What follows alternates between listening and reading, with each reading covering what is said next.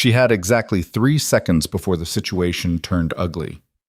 Emma Thompson stood at the fence line with a chicken tucked under her arm and a neighbor twice her height blocking the path back to her own land.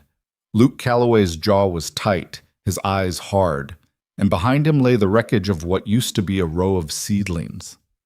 The old Emma, the girl who grew up apologizing for things she didn't do, might have said sorry and walked away. But that Emma had been dead for years. If you love stories about stubborn women, proud men, and the Montana frontier that breaks both of them, stay right here until the end. Hit like, drop your city in the comments so I can see how far this story has traveled, and follow the channel so you never miss what comes next. The morning Dolores escaped, Emma had 4 other things trying to kill her. The water pump on the north pasture was making a sound it had no business making. A grinding wheeze that she'd been listening to for 2 weeks while telling herself it wasn't as bad as it sounded. The barn roof had developed a sag along the eastern edge that she'd noticed in late August, and then chosen not to think about too hard. Her father's prescription refill was 3 days overdue because the last trip into Harlan's Crossing had eaten 4 hours and produced exactly 1 bag of groceries and a conversation with the pharmacist that left her feeling worse than when she walked in. And now it was barely past 7 in the morning. The frost was still sitting on the grass in gray patches, and Dolores, the oldest, largest, most ornery hen on the Thompson spread, had pushed through a gap in the southeast corner of the chicken run and vanished. Emma found the gap before she found the bird. A section of wire mesh had pulled loose from the corner post, and when she crouched to look at it, she could see it hadn't failed on its own. The post had shifted. The ground beneath it had softened and heaved during the last hard freeze, and the tension in the wire had simply followed gravity. She pressed the post with her palm and felt it rock slightly, like a loose tooth. She made a mental note, another item added to a list that already stretched past what she could reasonably accomplish before the first real snowfall, and then stood up and looked across the field. The Thompson land ran south and east along Copper Creek, 260 acres of mixed grazing and hay ground that had been in her family for 3 generations. The fences were old, the buildings were older. The equipment was somewhere in between and needed constant argument to stay functional. Her father, Walter, had kept it all running through a combination of stubbornness and instinct that Emma had spent years watching and trying to learn. And then 2 winters ago, his hands had started shaking and the stubbornness had turned inward, aimed at the illness rather than the land, and Emma had taken over the rest. She didn't resent it. That was something people sometimes got wrong about her. They'd see her driving the truck at 5:30 in the morning or fixing fence wire in the rain, and they'd say something sympathetic, and she'd feel the gap between what they meant and what she actually felt. She didn't resent the work. She resented the things the work couldn't fix. She walked the fence line southeast, following the creek bend. The grass was heavy and wet and soaked through her boots inside of 3 minutes. She could see her breath. Somewhere above the ridgeline, the sun was trying to exist, but it hadn't committed to anything yet, and the light had that flat gray quality that made Montana mornings look like old photographs of themselves. She found Dolores on the other side of the boundary fence. The hen was in the middle of what had clearly been a seedling bed. 3 neat rows of young plants, staked with thin wire and labeled in someone's careful handwriting. Was being the operative word. Dolores had worked through a significant portion of the left row and was currently engaged with the second, moving with the focused energy of an animal who had found exactly what she was looking for and intended to finish the job.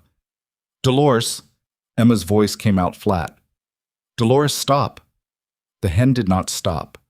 Emma looked at the damage and felt the particular kind of sinking feeling that had nothing to do with sadness and everything to do with the arithmetic of a bad situation.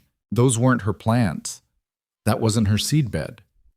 This was the Calloway side of the fence, which meant she was standing on the Calloway side of the fence too, because she'd stepped through a gap in the lower rail without entirely thinking it through. She stepped back onto her own side and reached through the fence to grab the hen. Dolores objected loudly and at length. "I know," Emma said, and got both hands around the bird and hauled her through. Dolores continued to express her opinion.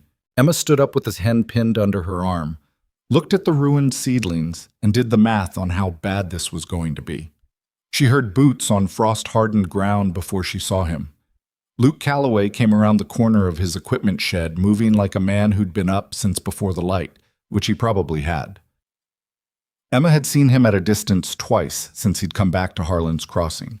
Once at the feed store, once driving that black truck of his past the junction. She hadn't spoken to him either time. She'd known who he was, because everyone in a county this small knew who everyone was. But the Calloways and the Thompsons hadn't had occasion to interact much in the years he'd been away. He was taller than she remembered from when they were kids, or maybe she just hadn't been paying attention then. He was broad across the shoulders and moved carefully, like a man who'd learned through experience to watch where he put his feet. His face was the kind of weathered that came from years of actual outdoor work, rather than the decorative kind, and when he saw her standing at his fence line with a hen under her arm and his seedling bed in ruins behind her, his expression went through a short and efficient series of changes that ended somewhere around controlled. "That your bird?" he said. "Yes?" He looked at the seedlings. She looked at the seedlings. The hen made a sound of moderate satisfaction. "She ate about half of what I planted last week." "I can see that." He looked at her then, really looked, with the kind of directness that some men used as aggression and some just used because they meant it. She couldn't tell yet which kind he was. "Those were cold, hardy winter greens. I was planning to pull from that bed through November." "I understand." Emma kept her voice even. "I'm sorry about the seedlings. I'll replace what was damaged." "I appreciate that." He put his hands in his jacket pockets. "The fence has been broken for a while, though. That gap's been there since spring." Emma looked at the boundary fence. It was a standard post and rail on her side, barbed wire on his, the kind of arrangement that happened when two properties changed hands at different times, and no one ever bothered to standardize. The gap he was referring to was a section where a bottom rail had rotted out and dropped, leaving about 18 inches of open space at ground level. It was on the property line, which made it technically a shared responsibility, but she hadn't caused it, and she hadn't known the hen would find it. "The rail rotted," she said. "I know. I noticed it when I got back in March. I assumed whoever was responsible for that section would get to it." Emma felt something shift in her chest. Not quite irritation, closer to the specific feeling of being managed. "The boundary there runs along an old survey line," she said. "I had my father's copy pulled last year. The fence sits about 4 feet east of the actual property line." He blinked, just once. "What?" "The fence that's there isn't on the line. It was put in sometime in the 50s, and whoever ran it made an error in the northeast corner that propagated down. Means that section of fence is technically on Thompson land, which makes it Thompson fence to maintain." She paused. "Which I would have done if I'd known the rail was out. My east pasture work kept me on the other side of the property most of spring." He stood very still for a moment. She could see him doing the same kind of arithmetic she'd done when she looked at the seedlings. "You have documentation on that survey?" he said. "I have the original plat and 2 subsequent surveys, one from 1971 and one from 1994. They all agree." He looked at the fence, then he looked at her. "Then I've been thinking of that fence as my fence for 8 months. That's easy to do when you don't have the surveys out. And the rail that's down is on my land, technically. I should have caught it." She shifted Dolores to her other arm. The hen had gone still, the way chickens sometimes did when they ran out of objections. "I'll fix the rail. I'll replace the seedlings. I'll put better mesh on the chicken run so this doesn't happen again." He was quiet for a moment. Not the kind of quiet that was building toward something, but the kind that was actually thinking. She noticed that too, because it was less common than it should have been. "How long do those surveys go back?" he said. "The original plat is from 1887. "Thompson land that long?" "My great-grandfather filed on it." She said it without ceremony because it wasn't something she felt the need to perform. It was just a fact. "Your family came in later. Early 1900s, I think." 1903, he said. "My great-grandmother came out with her brother, and they bought the east parcel from a man who was already leaving." He paused. "I didn't know there was a survey dispute." "It's not really a dispute. The surveys all agree. There just aren't that many people who've looked at them." He nodded slowly. She got the impression he was recalibrating something. The way you did when you found out the ground under a solid assumption was softer than you'd thought. Most people, when they recalibrated, got defensive. He didn't, or at least he didn't show it, and she filed that away without making too much of it. I'm Luke Calloway, he said. I know. Then, Emma Thompson. I know. They looked at each other across the fence line and the ruined seedlings and the complicated history of boundary surveys in Harlan's Crossing, Montana. I'll get you the seedlings, Emma said again. Harlan's nursery probably still has starts if you want identical varieties. Or I can pay you the cost of what was lost. Cost is fine, he said. I'll look up what I paid and let you know. Fair enough. She started to turn back toward her property. He said, the gap in the lower rail. You've got enough going on over there that if it's easier, I can handle it. I'll check the surveys and make sure I'm not overstepping, but I've got the materials. Emma stopped. It was a reasonable offer, practically speaking. She did have a great deal going on over there. And yet, I appreciate that, she said, but it's my fence to fix. I'll get to it this week. He didn't argue. He just nodded, the short kind that meant he'd heard her and wasn't going to make an issue of it. And she turned and walked back across the frost-wet grass with Dolores tucked under her arm and the morning still gray overhead. What? She fixed the fence rail that same afternoon. Her father was awake when she came back in at noon to check on him, sitting in the chair by the window in his room with a cup of coffee she'd left him going cold on the table beside him. Walter Thompson was 68 years old and looked older in the way that men who'd spent decades outside sometimes did. The skin weathered and thick, the joints stiff, the eyes still sharp but sometimes distant.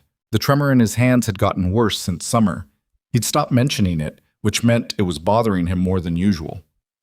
You fixed the run? He said when she came in. Mesh reinforcement on the southeast corner and a new rail on the boundary section. She sat down in the other chair. Dolores got into the Calloway seedlings. He raised an eyebrow. Luke Calloway's back? Since March, apparently. You knew he was coming? Heard something at Greta's last time I was there. Wasn't sure it was real. Walter wrapped both hands around the coffee cup, steadying it. He was a serious kid. Went away to do something. Agriculture school somewhere, or a ranching operation farther south. Can't remember what Mary told me. He seems serious still. You talked to him? We had a conversation, yes. Her father looked at her with the particular expression he used when he wanted to ask something he knew she'd deflect. He'd been using that expression on her since she was 12. How'd that go? Fine. Emma. It was fine, Dad. There was a misunderstanding about the fence line. I explained the surveys. He took it appropriately. Walter was quiet for a moment. Those surveys. What about them? You've been carrying those surveys around in your head for how long? She shrugged. I know our land. You know every inch of this land. He said it with something in his voice she didn't entirely want to examine. Every fence post, every creek bend, every survey pin. Someone has to. Emma. He set the cup down carefully. The Calloways aren't enemies. They've never been enemies. Your grandmother and their grandmother used to share equipment. I know that. There was that thing with the water rights back before you were born, which was settled. Which was settled, he agreed. My point is, the creek runs through both properties, and we've always had to cooperate, whether we wanted to or not. Dad, I'm not looking for a fight with the man. I told him I'd pay for his seedlings. That's a start. She looked at him. That's plenty. He smiled at that, just a little, the way he did when she said something that reminded him of someone he'd been 30 years ago and didn't entirely want to admit to. Get yourself something to eat. You've been out since before dawn. I will. She stood up. The pump on the north pasture is going. I'm going to call Jenkins about it this afternoon. The grinding sound? Yeah. He shook his head slowly. That pump's been making that sound since June. I kept thinking it would work itself out. It won't work itself out. No, he said. Things rarely do, Shaz. She called Jenkins. Jenkins said he could come Thursday. She said she needed him Tuesday. There was a negotiation that took longer than it should have and ended with Wednesday, which she supposed was acceptable. She replaced the seedlings that evening, driving the long way around to Harlan's Crossing Nursery and finding, against expectations, that they did still have starts of the varieties she needed. The woman at the nursery, a narrow-eyed person named Bev, who'd known Emma since childhood, looked at the flats Emma was buying and said, Winter greens? You switching to market gardening? They're not for me. Who are they for? Emma paid and didn't answer. She left them at the Callaway fence line before dark, tied a note to the flat that said seedlings per our agreement, Thompson, and drove home. Simple, uncomplicated. The matter resolved. She didn't think about it after that. She had too many other things to think about. The problem with the water rights had been settled years before Emma took over the ranch. But settled wasn't the same as resolved in any satisfying way. The settlement had produced a written agreement that outlined irrigation draw rights from Copper Creek. Thompson land drew from the upper section, Callaway from the lower. But the agreement had been written by two men who understood what they meant and hadn't anticipated that anyone else would ever need to read it. 20-some years later, the language was a mess, and in a dry summer, the mess became a genuine problem. This particular October was following a dry summer. The creek was low. Emma had been drawing from the upper section within what she understood to be her rights, and it was only when old Pete Kerrigan mentioned at the feed store that Luke Callaway had been down to the county office looking at water records that she understood the problem might be developing again. She didn't ask Pete for details. She went home, found her copy of the agreement, read it twice, and drove over to the Callaway place the next morning. He was in the yard when she pulled up, working on what looked like a section of livestock panel with a welder. He heard the truck and stood up, lifting the welding mask off his face. He looked unsurprised to see her, which she noted. "I heard you were at the county office," she said. "I was." "Water records." "That's right." He set down the welding torch. "I wasn't going to do anything about it without talking to you first." "I appreciate that." She got out of the truck. "What's your read?" "My read is that the agreement is ambiguous enough that both of us could argue we're in compliance and both of us could argue the other isn't." He pulled off his work gloves. "Which means we either fight about it or we fix it." "I'd rather fix it." "Same." They stood in his yard with the October light coming in flat from the west and the distant sound of cattle from somewhere in his south pasture. And they talked about water rights with the specific kind of directness that comes from two people who both know what they're doing and have neither the time nor the interest in performing anything. Emma had brought the agreement. He'd already pulled his own copy. They went through it paragraph by paragraph, standing at the tailgate of her truck because he suggested his kitchen table, and she'd declined, not from hostility but from some instinct she didn't fully examine, and the tailgate was fine. It took 2 hours. What they ended up with was a handwritten clarification that both of them signed, outlining draw schedules based on creek levels at the gauge marker on the lower Thompson property. It wasn't legally ironclad. They both knew that. But it was clear, it was fair, and it was something they both understood. "I'll have this typed up properly, and we can get it witnessed," he said. "I'll call my lawyer and have her look at it." "Good idea." He folded his copy and put it in his jacket pocket. "This is going to matter more in a dry year." "We just had a dry year." "We did." He looked at her. "You've been managing on your own over there a while." She didn't answer immediately. The statement wasn't quite a question, but it wasn't not one either, and she wasn't sure how she felt about being observed clearly enough for it to be said like that. "My father's still involved," she said. "He's just limited right now." "I know. I heard about his health." He said it quietly, without the particular kind of sympathy that wanted something in return. "I'm sorry. He's managing." "I'm sure he is." He paused. "I just wanted you to know I wasn't going to push anything on the water while things were hard over there. It would have been easy to, but it wouldn't have been right." She looked at him. He wasn't looking for anything from her. Not gratitude, not credit. He'd said it the way you said something because it was true and you thought the other person deserved to know it, and then he picked up his welding mask and looked back at the panel he'd been working on. Emma got in her truck and drove back to her own land. She thought about what he'd said most of the way home, which was irritating because she had other things to think about. November came in cold and fast. The barn roof sag got worse. Emma hired a crew out of town to shore it up, which cost more than she had easy access to, and required a conversation with her bank that left her tense for 2 days afterward. The pump got fixed by Jenkins, who told her she'd be lucky to get another season out of it, and she should start thinking about replacement. She thanked him and did not say what she thought about that advice. Walter had a bad week in mid-November. 3 days where the tremor in his hands was bad enough to be visible across the room and his balance wasn't right, and the doctor in town adjusted his medication and told Emma to watch him. She watched him. She did it without sleeping as much as she should have and without telling anyone about the watching, because there was no one to tell. She saw Luke Calloway twice that month. Once at the junction where she stopped for diesel and he was pulling out in his truck, and he raised a hand in acknowledgement and she raised one back. Once at the county extension office where she was picking up a grazing management bulletin and he was leaving a meeting she hadn't known was happening. He held the door for her on his way out. "Good afternoon," he said. "Afternoon." They didn't stop. There wasn't time, or they both decided there wasn't, and she drove home with her bulletin and he went wherever he was going, and that was that. But she found herself noticing things, and the noticing bothered her a little. She noticed that the shared fence line along the southeast corner had been entirely restrung. Not just the bottom rail she'd fixed, but the whole section, tight and level and properly tensioned. She hadn't done that. She hadn't asked him to.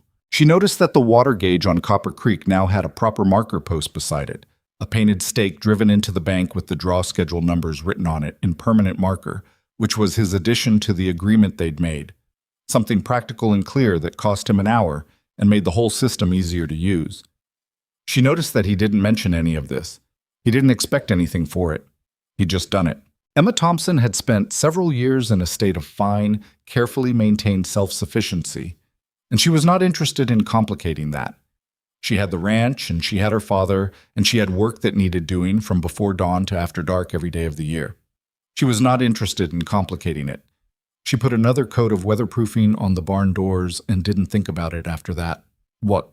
The day that changed things, or started to change things, because nothing changed cleanly or all at once, was a Saturday in late November when she was trying to move the hay bales from the storage barn to the feeding stations, and the front loader on the tractor was behaving badly in the cold, and she was on her third attempt to make it cooperate when she heard another truck coming up the drive.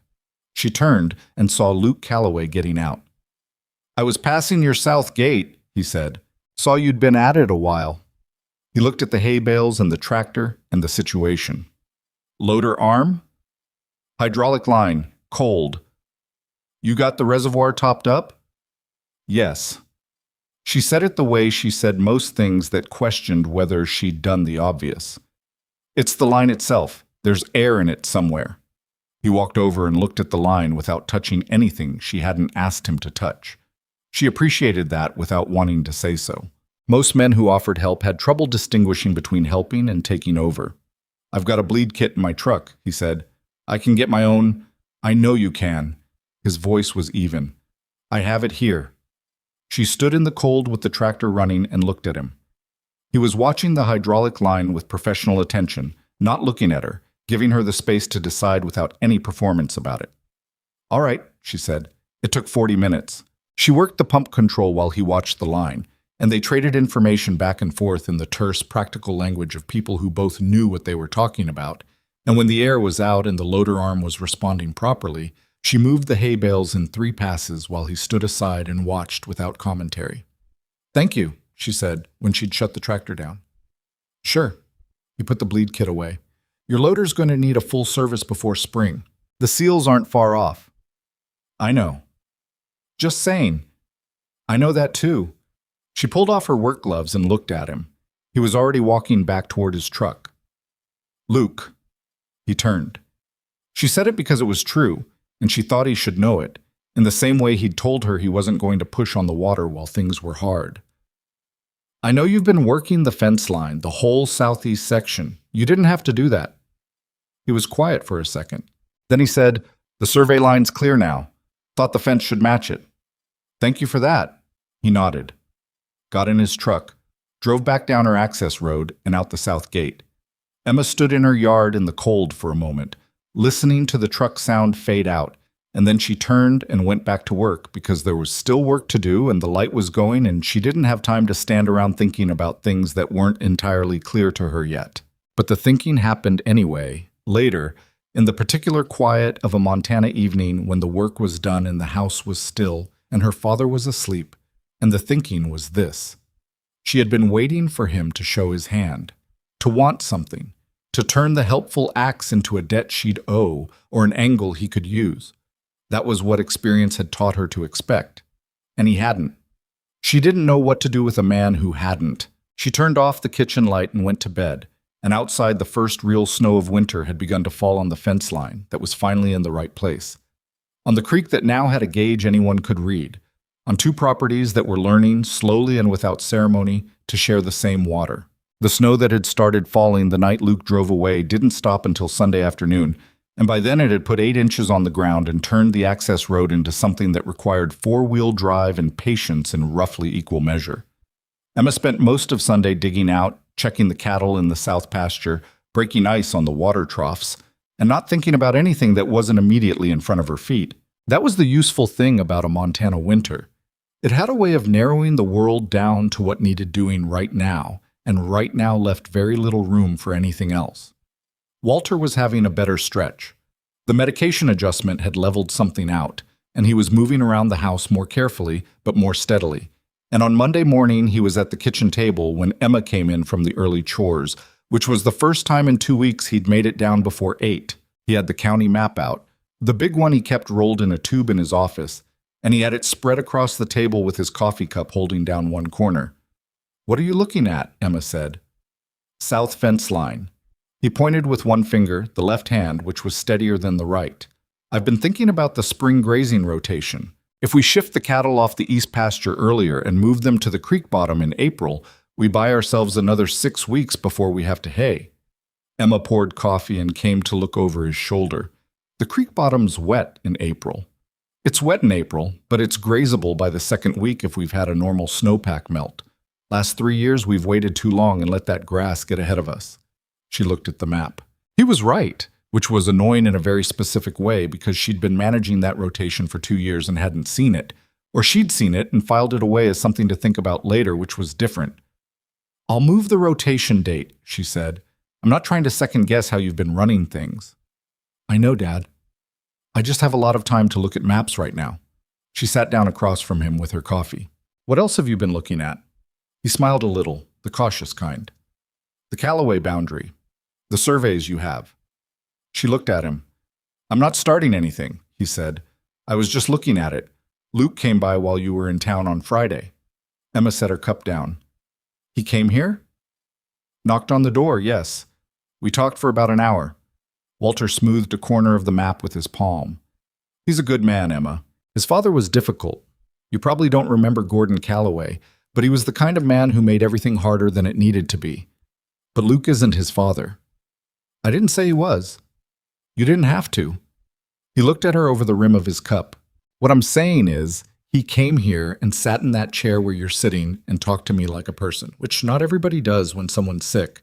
And he asked about the creek bottom grazing like he was genuinely curious. And he told me he's thinking about whether there's a way to coordinate the irrigation draw from both sides so we're not competing in dry summers." He paused. "I thought you'd want to know that."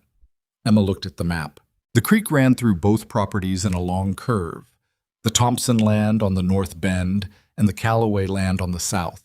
And they'd been drawing from the same source for over 100 years, with varying degrees of friction depending on the season and whoever happened to be in charge at the time. "He's been decent," she said. "I'll give him that." "That's high praise from you." "Dad?" "I'm just noting." He rolled the map back up carefully, one-handed, tucking it into its tube with the focused attention he gave to things his hands made difficult. He asked how you were managing. "What did you tell him?" "I told him you were managing fine because you're too stubborn to do otherwise." He set the tube aside. He laughed. It was a real laugh. Emma picked up her cup and didn't say anything. Outside, the snow was brilliant and hard in the late morning light, and the cattle in the south pasture were dark shapes moving against it, and the ranch looked, from in here, like a thing that would last. She knew better than to trust that view. December arrived the way December always did in that part of Montana, fast and serious and without much interest in what you'd planned for it. Emma's days compressed into a cycle of morning chores, equipment checks, cattle management, her father's care, and the endless small maintenance tasks that winter accelerated. The barn roof crew had done good work and the repair was holding, but she watched it every time she walked past. The way you watched anything that had been a problem and might become one again. She was pulling ice from the North Trough when Luke appeared at the fence line on the third Thursday of December, coming across his east pasture on foot with his collar up against the wind. She watched him come without saying anything. "I wanted to talk to you about something," he said when he got close enough. "All right." He put his hands on the top rail and looked at the cattle. "I'm planning to run a water line out to my east section next spring. It'll run parallel to the property boundary on your side, on my land, but the compressor I'm looking at would serve both sides if we wanted to split the install cost and the operating cost going forward." Emma looked at him. "You'd put a shared water point at the fence?" "A few of them. 3, maybe 4, spaced out. You've got the creek bottom, but your north section is a long pull in a dry summer." He glanced at her. "You don't have to. I'm doing it either way. I'm just telling you it's an option." Emma was quiet for a moment. The wind came across the pasture and hit them both, and she pulled her hat down and thought about the north section, which was exactly as he'd described it. Long pull, dry summer. She'd been hauling water up there with the tank truck when it got bad, which cost fuel and time and more miles than the truck needed. "What are we talking about cost?" she said. "I'll get the estimate and split it with you. Installation probably happens in April if the ground cooperates. Send me the estimate when you have it." He nodded. He started to turn, then didn't. He said, "Your father seems like he's doing better. He has good weeks and bad weeks. He told me about the creek bottom rotation." Emma felt a small and involuntary thing happen in her chest, which she recognized as something adjacent to gratitude for the way he'd said that, not as a claim on intimacy with her father, just as a fact stated plainly. "He's been thinking about spring. He knows this land." "He does." She looked at the snow. "He taught me everything I know about it, which is not a small amount." "I can tell." She looked at him. He wasn't being flattering. He was being literal, which was different and considerably more interesting. "What did the two of you actually talk about for an hour?" she said. Something close to amusement moved across his face. "Grazing rotation, water rights history. A long story about a neighbor in 1987 who tried to claim 3 feet of Thompson property and your father's response to that, which apparently involved a surveyor, a county commissioner, and a very uncomfortable public meeting." Despite herself, Emma felt her mouth shift. "That was the Hendricks thing. Your father mentioned the name." "He won the public meeting on a technicality involving a deed description that was written in 1919 by someone who apparently couldn't spell the word adjacent. He said you helped him find it." Emma looked away. She'd been 22. She'd been home from her one semester of college, which she'd left when her mother got sick and never gone back to, and she'd spent 3 evenings in the county records office reading land descriptions until her eyes crossed. She'd found the misspelling at 10:30 on a Tuesday night and driven home to tell her father, and he'd looked at what she'd found and hadn't said anything for a full minute, which was longer than her father usually went without saying something. "I was looking for something to do," she said. Luke didn't comment on that. She appreciated it. "Send me the water line estimate," she said. "I'll look at it." "I will." He walked back across his east pasture, and she watched him go. Not because she was particularly interested in watching him, but because there was something in the way he moved, that same careful watchfulness she'd noticed the first morning, that was hard not to see once you'd started seeing it. Like a man who'd learned to pay attention to what was actually there, rather than what he expected. She went back to the ice in the North Trough and thought about something else. The waterline conversation led to a meeting in January, at his kitchen table this time, because when he sent her the estimate and she responded with 3 questions about the compressor specs, he wrote back and said it would be easier to go over in person, and she drove over on a Tuesday morning when the roads were acceptable, and they sat across from each other with the contractor's documentation between them and spent 2 hours going through it. His kitchen was practical and clean in the way of a person who didn't have much interest in decorating, but did have an interest in things being where you could find them.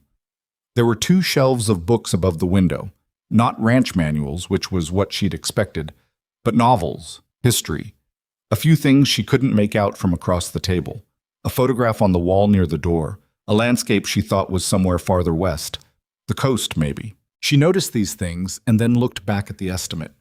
They agreed on the project. She asked 2 more questions about maintenance access. He answered both correctly, and then she signed the cost-sharing agreement he'd drafted, which was simple and clear and didn't try to do more than it needed to. "You drafted this yourself?" she said. "I have a cousin who's a lawyer." She looked it over. "It's straightforward." I didn't want it to be confusing. He refilled her coffee without asking, which was either presumptuous or attentive, and she decided on attentive based on available evidence. "How's the barn roof holding? So far?" "That crew from Cody?" "Yes. They did my equipment shed 2 years ago. They're good."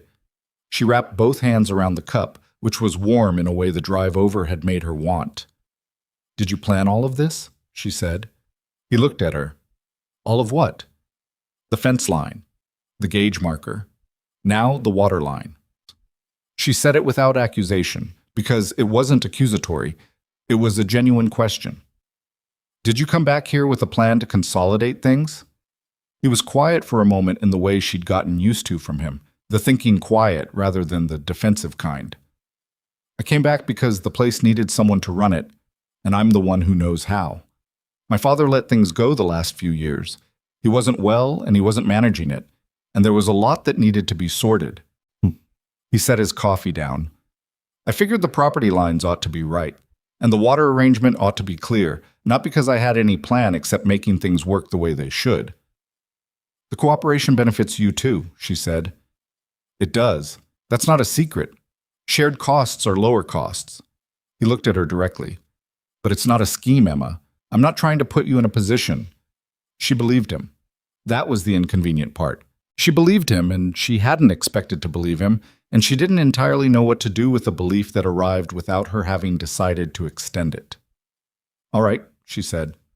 "All right," he said back, and that was the end of it.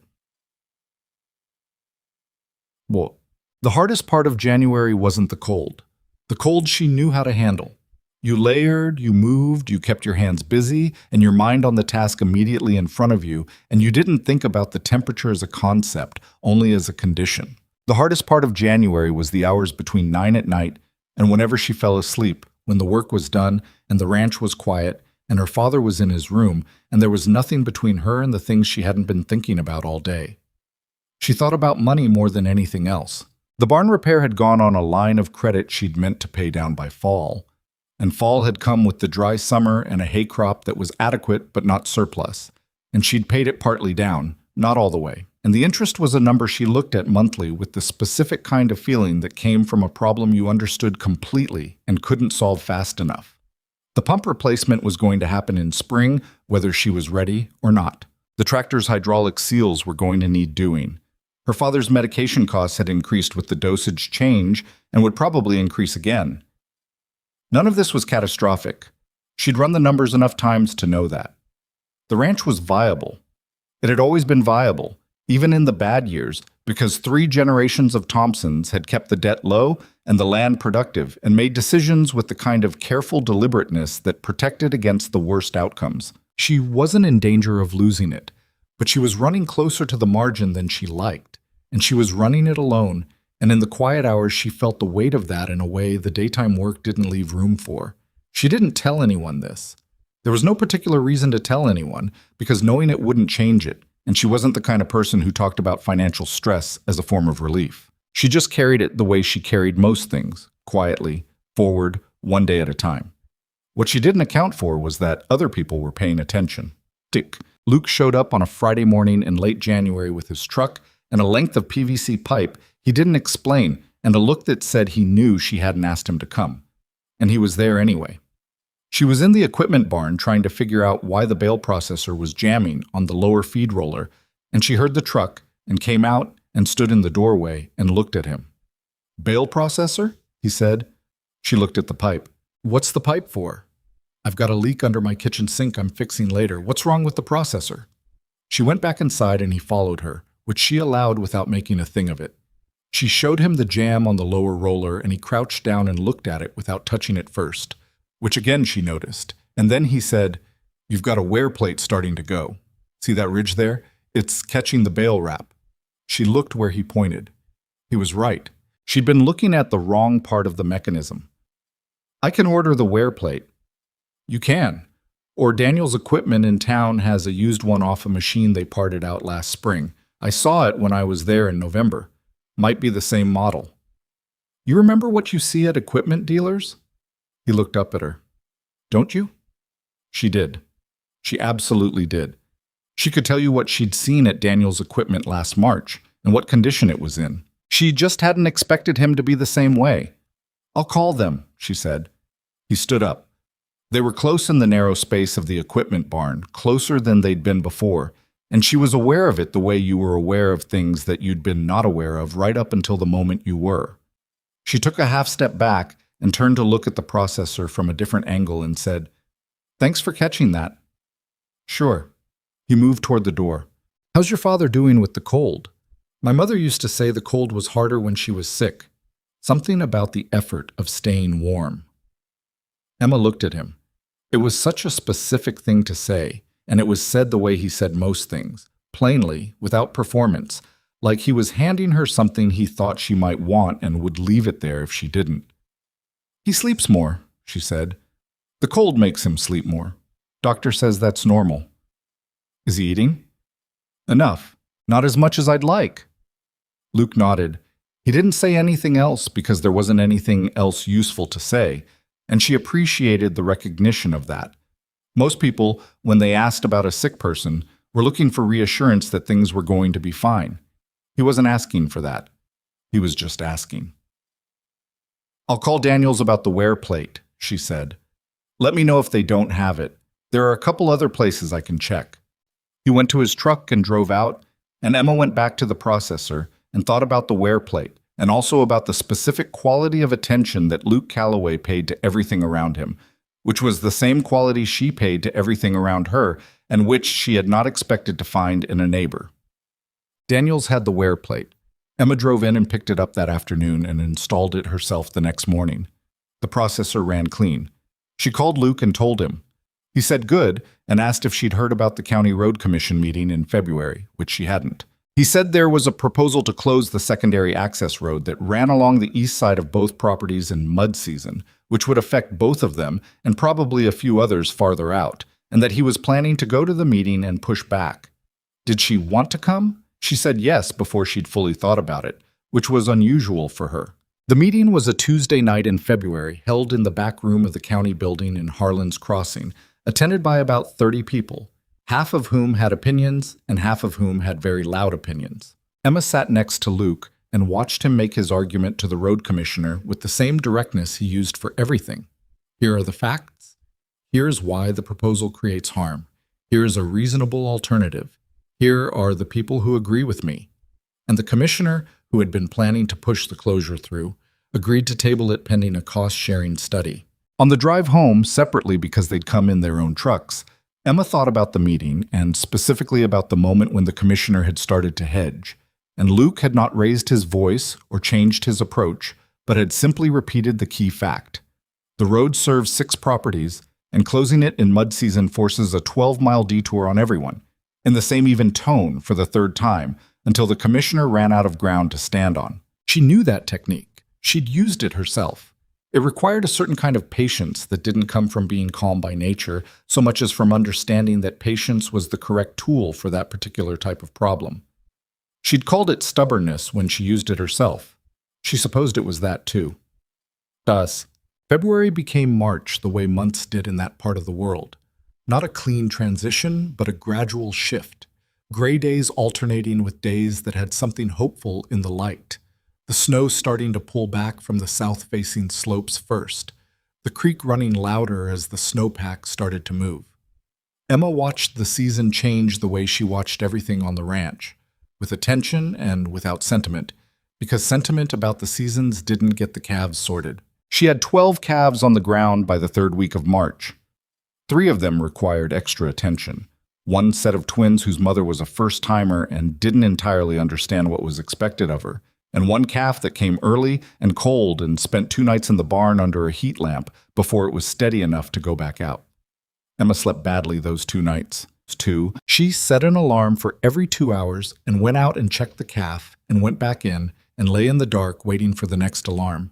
And on the 2nd morning, the calf was standing on its own and nursing properly, and she sat down on a hay bale in the barn and felt something release in her chest that had been tight for days.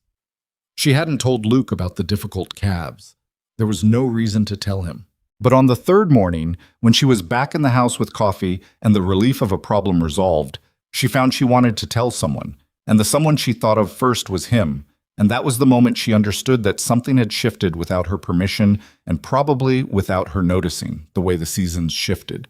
Gradually, then all at once, while she'd been looking somewhere else. She didn't call him. She drank her coffee and went out to check the calves again, and noted that the first-timer was doing better with her twins today, more confident, less confused, and that was something. But that evening, when she was at the fence line checking the gauge on Copper Creek, and he came across his east pasture the way he sometimes did at the end of his own day. Just to look at the water levels, she told him about the difficult calf. He listened without interrupting. When she finished, he said, 2 nights in the barn. That's a hard stretch. It's fine. I know it's fine, he said. I said it was hard. Those aren't the same thing. She looked at the water gauge and didn't say anything. The creek was running clear and higher now, the snowmelt coming down, and the gauge marker he'd made was exactly at the level she'd expected, which meant the spring was coming in normally and she could plan around it. How's your calving going? She said. Good. 18 down, 4 to go. Nothing difficult yet? He paused. I'll probably jinx myself saying that. Probably. They stood at the fence line in the early spring dark and looked at the creek, and Emma thought about the fact that this had become a thing they did. Stood here in the evening sometimes, checking the gauge and exchanging the specific practical information that 2 people running adjacent operations found useful to share. She hadn't agreed to it. He hadn't asked. It had just accumulated, the way trust accumulated when you weren't looking for it, one small fact at a time. The town was starting to notice. She'd felt it at the feed store earlier that week, Bev from the nursery asking a question that wasn't quite a question, and Pete Kerrigan saying something about the Callaway place improving and looking sideways at Emma when he said it, and a woman whose name Emma couldn't remember making a comment about how nice it was that Luke had come back and settled in, with an emphasis on settled in that was doing more work than the words needed to do. Emma didn't comment on any of it. She paid for her feed and drove home. But she knew what the town was thinking, and she knew it because she'd started thinking it herself, in the quiet hours, and she wasn't sure yet what to do about thinking it. She watched the creek and listened to it move. I need to go in, she said. Dad will want dinner. Sure. Luke straightened up from the fence. You need anything this week? I'm going to Billings on Thursday for a contractor meeting. Happy to pick up if there's something you can't get in town. She thought about it. Actually, there's a hydraulic seal kit I've been waiting 3 weeks for. Local supplier keeps not having it. Send me the part number. She sent it that night by text. He replied that he'd found it at a supply house near where he was meeting, and he'd pick it up Thursday. She thanked him and put the phone down and stood in her kitchen thinking about how easy it had become, the back and forth of it, the practical small kindnesses that had no agenda and required no accounting. She didn't have a name for what this was. What she knew was that she wasn't afraid of it the way she would have been in the fall, when she'd been watching for the angle, waiting for the moment when it turned into something she'd have to protect herself against. The angle hadn't come. She went and checked on her father, who was awake and reading, and she sat with him for a while and told him about the calf that had made it, and the creek gauge reading, and the road commission meeting, and he listened to all of it with the careful attention of a man who was holding on to the world through the details that other people brought to him. And she understood sitting there that what she'd been trying to do for the past 2 years was be enough. Enough land, enough information, enough presence to hold him here by the sheer weight of being what he needed.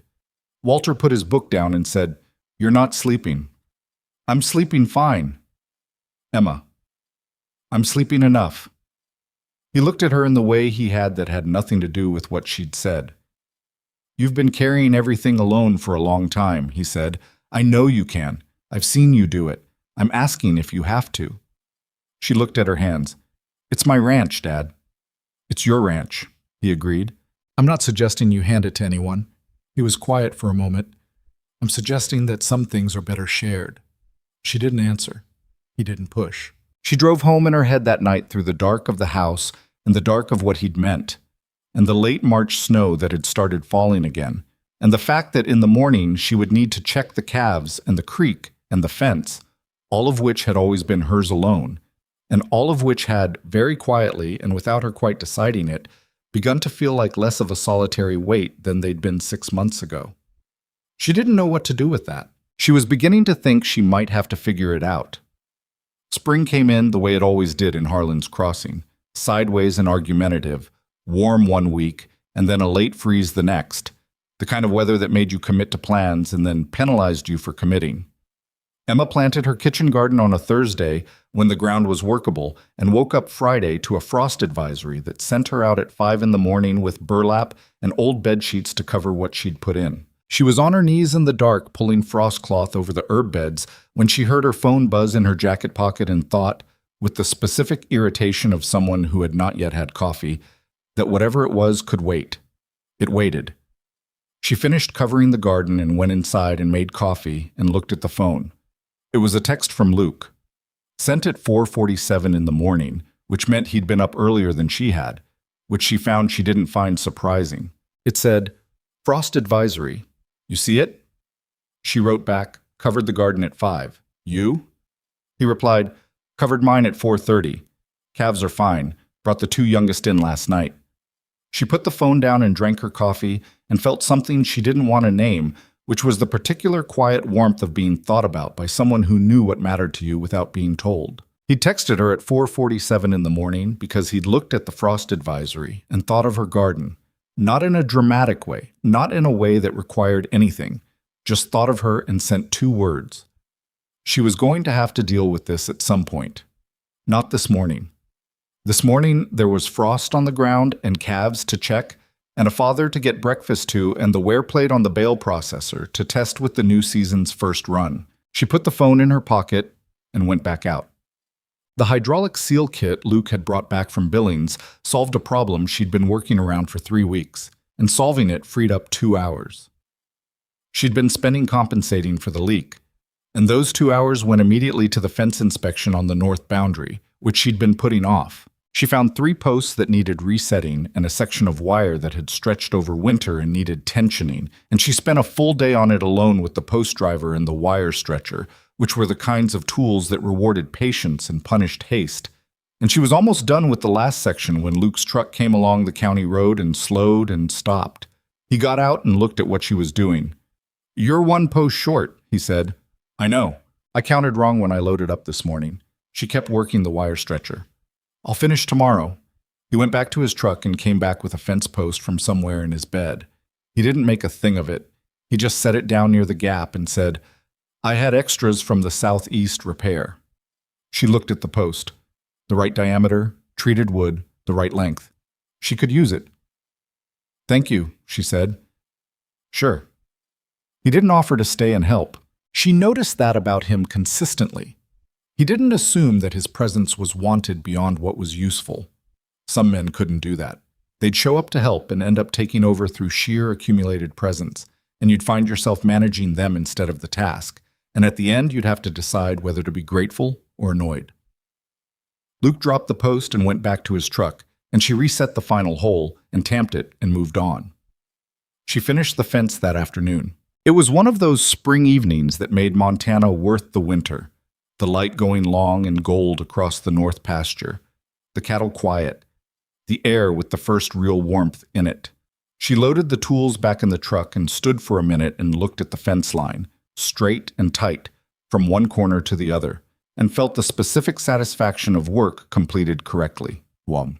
The harvest gathering that May was Dale Arden's idea.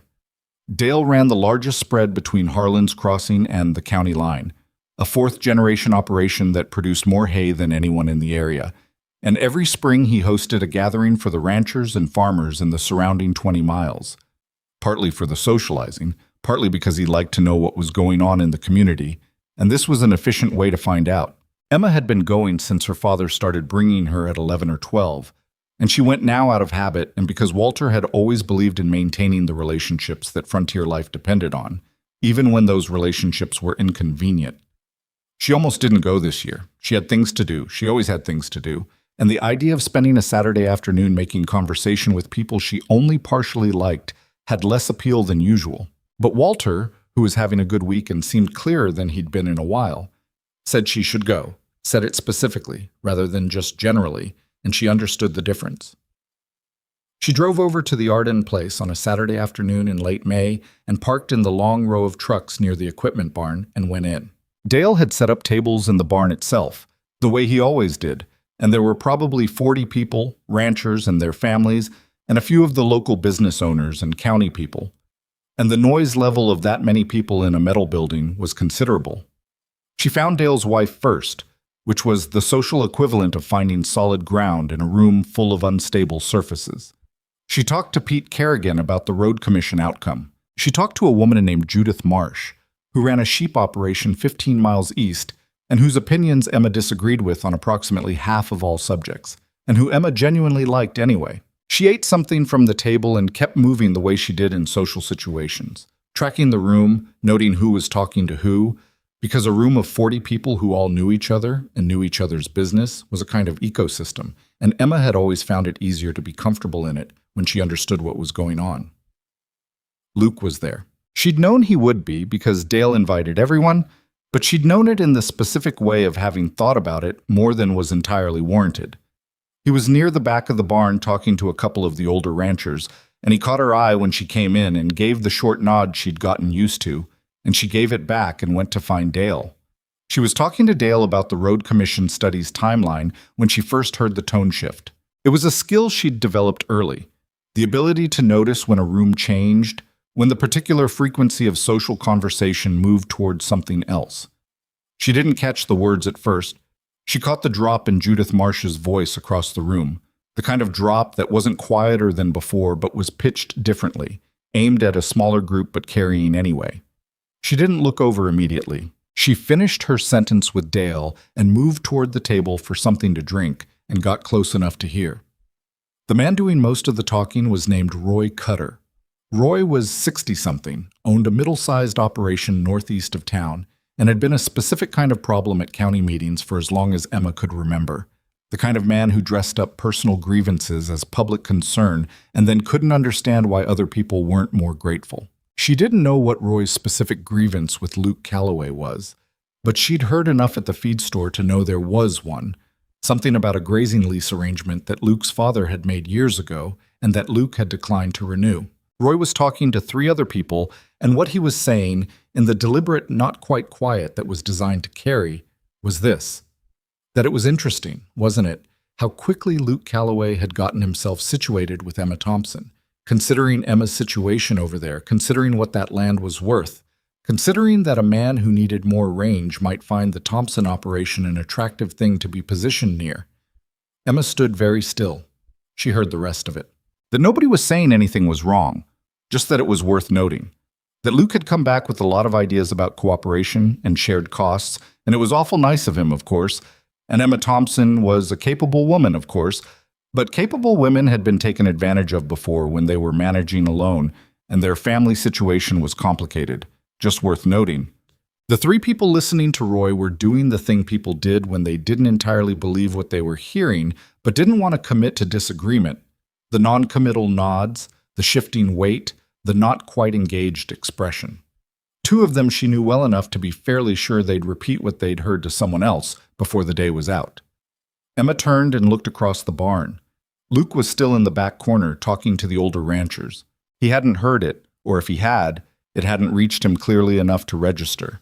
His back was partially to her. She looked at his back and thought about the list: the fence line, the gauge marker, the water line proposal, the Billings trip, the Frost text at 4:47 in the morning, and she thought about Roy Cutter, who hadn't set foot on Thompson land in 15 years and had no idea what he was talking about, and she felt something consolidate in her chest the way water froze, hard and clear and total. She walked across the barn. She did it at a normal pace, not fast enough to look dramatic, not slow enough to lose momentum. People moved out of her way in the automatic way people moved out of the way of someone who knew where they were going. She came up on Roy Cutter's small group from the side, and he didn't see her until she was standing in it, and the look on his face when he realized she was there was worth quite a lot. "Roy," she said. "Emma." He recovered fast, the way men like him always did. A little too fast, and covering too much ground in the recovery. We were just talking about, I know what you were talking about. She kept her voice at conversation level, not raised. She didn't need to raise it because the people around her had gone quiet the way they did when something real was about to happen.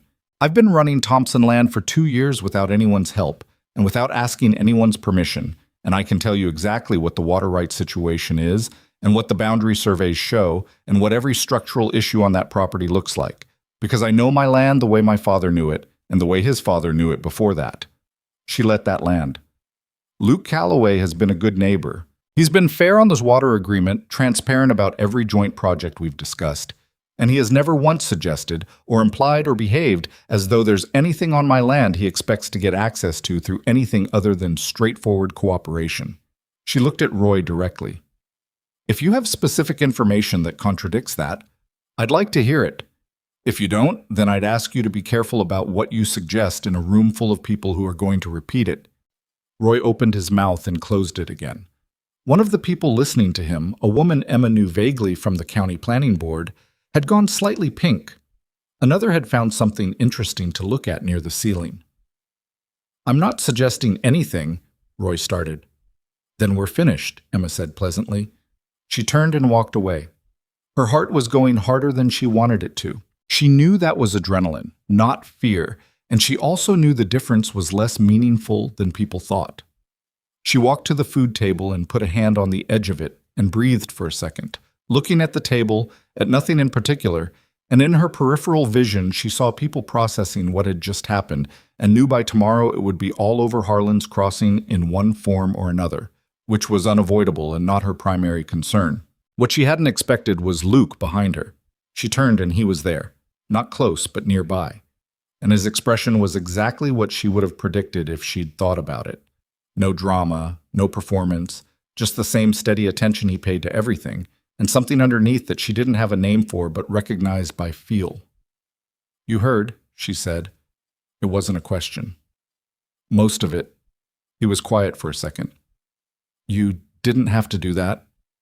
I know I didn't have to. She kept her voice low, though the people nearest them had very deliberately turned away to give them something resembling privacy. I said it because it was true. He looked at her for a moment, the kind of look that went past the surface of what had just been said and found something further in. Emma. Don't make it into more than it is. I'm not making it into anything. He said it quietly. I'm just... Thank you. She nodded. She looked at the table. She said, the water gauge reading was normal this week. Spring melt's almost done. He understood the pivot, which was another thing she appreciated about him. I saw. We should have a good summer supply if the rest of May doesn't do anything strange. Let's hope. They stood side by side at the edge of the gathering in the way they'd stood at the fence line plenty of times, looking at something in the middle distance, and the room moved around them and she felt the shift of it, felt how the afternoon had changed something, not between them, because what was between them had been changing for months, but in the visible world, the public arrangement of things. Roy Cutter's suggestion had been aired and answered, and what had been answered would carry. She wasn't sure if that was good or complicated or both. She suspected both. Walter had a bad week in June. She'd known it was coming in the specific way you knew things you didn't want to know, the body ahead of the mind on bad news. He'd been slower the week before, quieter than usual, the kind of quiet that wasn't peace, but was something being managed. On a Tuesday morning, she'd found him in the kitchen before 6, standing at the counter not doing anything, just standing.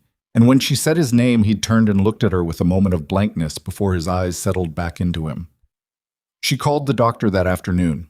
The doctor adjusted his assessment, did some tests, and when Emma came in for the results, she sat across a desk from a man who was careful with his words and careful with his expression, and told her what the progression looked like, and what to watch for and what the next likely phase would involve. She drove home.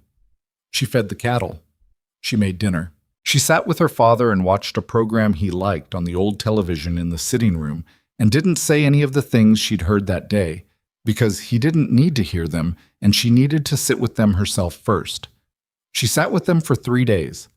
On the 4th day, she drove over to the Calloway place without calling first, which wasn't something she'd done before. He was working in the yard and he saw her truck and came over and took one look at her face and said, "Come in." She sat at his kitchen table, the same one where they'd gone over the waterline estimate in January, and she told him what the doctor had said. Not all of it. The part she could say out loud, which was enough for him to understand the shape of it. He listened. He didn't try to fix it. He didn't say the things people said when they didn't know what else to say, the things about strength and time and what would he have wanted. He just listened, and when she stopped talking, he said, "Okay." Just that. Okay. Like he was accepting the information and taking it seriously and wasn't going to pretend it was other than what it was. "I don't know how long," she said. "You won't, probably. Not until you're closer. The ranch is fine. Everything's manageable." She said it and heard it and knew she was saying it to herself as much as to him. "I know the ranch is fine," he said. "That's not what I'm asking about." She looked at the table. "I don't know how to... I've been his daughter, his ranch hand, his person on the land for my whole life. I don't know what I am without that to do." "You're Emma Thompson," he said. "That doesn't change." "That's easy to say." "It is," he agreed. "Doesn't make it wrong." She sat at his kitchen table for another 20 minutes, and they didn't talk the whole time, and she didn't feel the need to, which was the most unusual thing about it, because she couldn't remember the last time she'd been anywhere except her own house and been comfortable being quiet. When she got up to leave, he said, "I'll check the creek gauge tomorrow. You don't need to come out." "I can do it." "I know you can. I'll do it." She looked at him. She said, "You're going to keep doing things for me." "Probably," he said, not apologetically, just honestly. "I haven't figured out how to feel about that." "You don't have to figure it out today." She drove home and that was that, except that it wasn't that at all, except she needed it to be that for a while longer. Yet, June moved into July and the summer was dry again, not as bad as the year before, but dry enough that the creek gauge was something they both checked more often, and the shared water line Luke had put in the previous spring was earning its cost share on the Thompson side because the north pasture had water it would have gone without in a summer like this. Emma found small ways to reciprocate that she could accept herself making. She dropped extra fence posts at his line when she had them. She texted him the creek gauge reading when she checked it, which was more often than the agreement required. When she made a run to Billings for ranch supplies, she called and asked if he needed anything, the same way he'd asked her in February. They fell into a rhythm that neither of them named. That was the honest way to describe it. She was aware of him in the way you were aware of a door you walked through every day, present and functional, and increasingly hard to imagine not being there. Walter noticed. He didn't say much. He said one thing, in July, on an evening when Emma had mentioned Luke's name twice in 10 minutes without realizing it, and her father had looked at her over his coffee cup and said, "He's a good man." "I know, Dad. You've said that." "I'm saying it again." She let it sit. Then she said, "It's complicated." "It doesn't have to be. Everything's complicated right now." Walter set his cup down. "Emma, I'm not going to be here forever. I know that and you know that, and neither of us needs to pretend we don't. What I want..." He paused, steadied something. "What I want is to know you're not going to be alone over there when I'm gone. Not because you can't handle it, because you shouldn't have to." She didn't answer. The particular ache of that was one she kept away from the surface, because if she let it get to the surface, she wouldn't be able to function, and she needed to function. "He makes me less alone already," she said finally. The quietest way of saying it, the smallest shape she could give it. Walter nodded once, like that was sufficient, like that was actually quite a lot. Roy Cutter's suggestion hadn't died the way Emma had hoped it would. She found out in early August from Judith Marsh, who told her, directly because Judith was the kind of woman who believed in telling people directly, that Roy had been talking to a couple of the men on the County Planning Commission about the Thompson land, asking questions about the property value, the water rights, what would happen to the land if the operation failed, whether there were any existing claims that would affect a sale. Emma sat with that for a day. It felt different from the gathering, from the whispered implication. That had been social. This was something else. Roy poking at the formal edges of her situation, looking for a weakness he could use for whatever purpose Roy used things. She called her lawyer the next morning. Margaret Chu had handled Thompson land matters for 12 years and had the kind of voice that made you feel like whatever was coming was manageable. Emma told her what Judith had said, and Margaret was quiet for a moment and then said, "I'll make some calls. If Roy's been talking to the commission, there will be a paper trail." "Can he do anything?" "Not if your documentation is in order." A pause. "Is it in order?"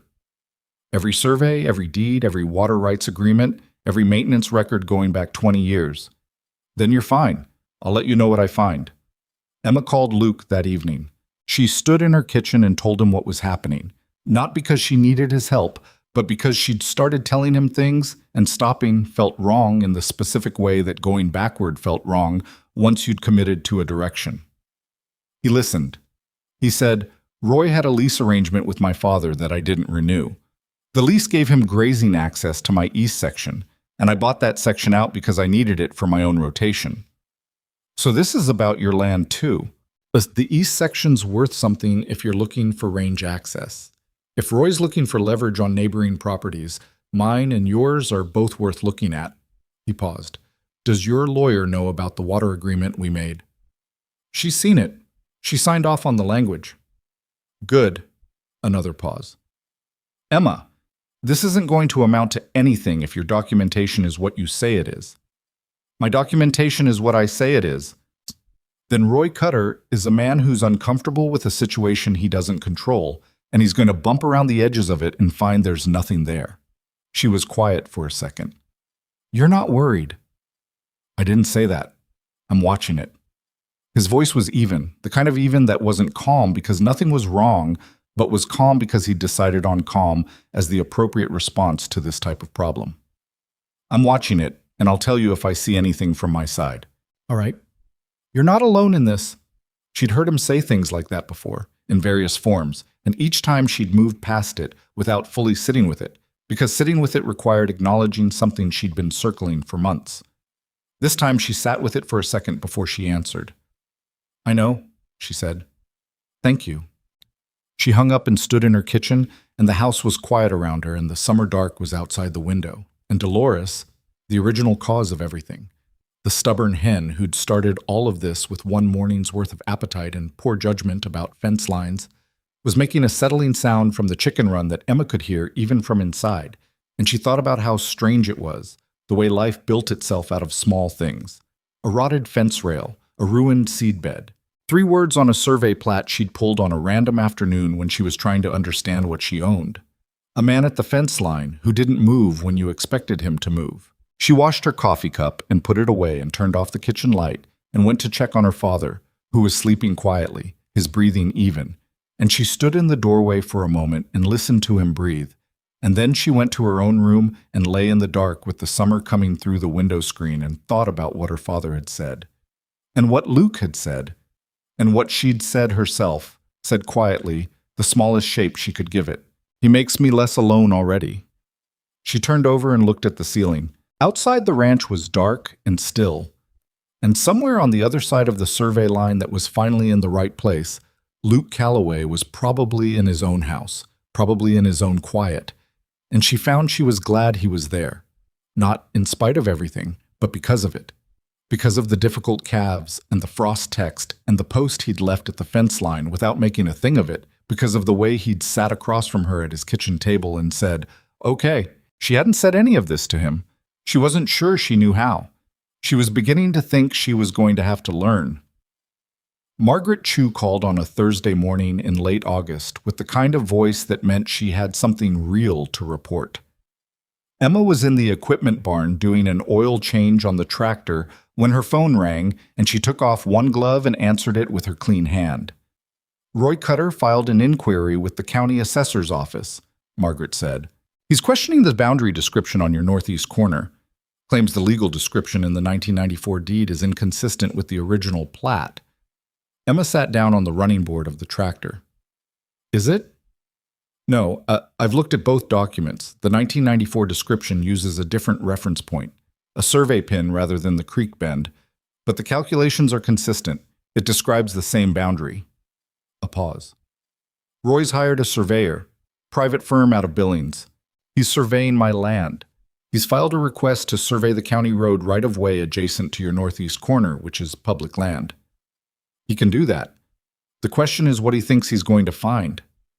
Emma thought about this for a moment. The northeast corner was where the old fence line had been wrong. The error that propagated down from the original 1950s survey, the one she'd corrected Luke on in November. She'd known about it for 2 years.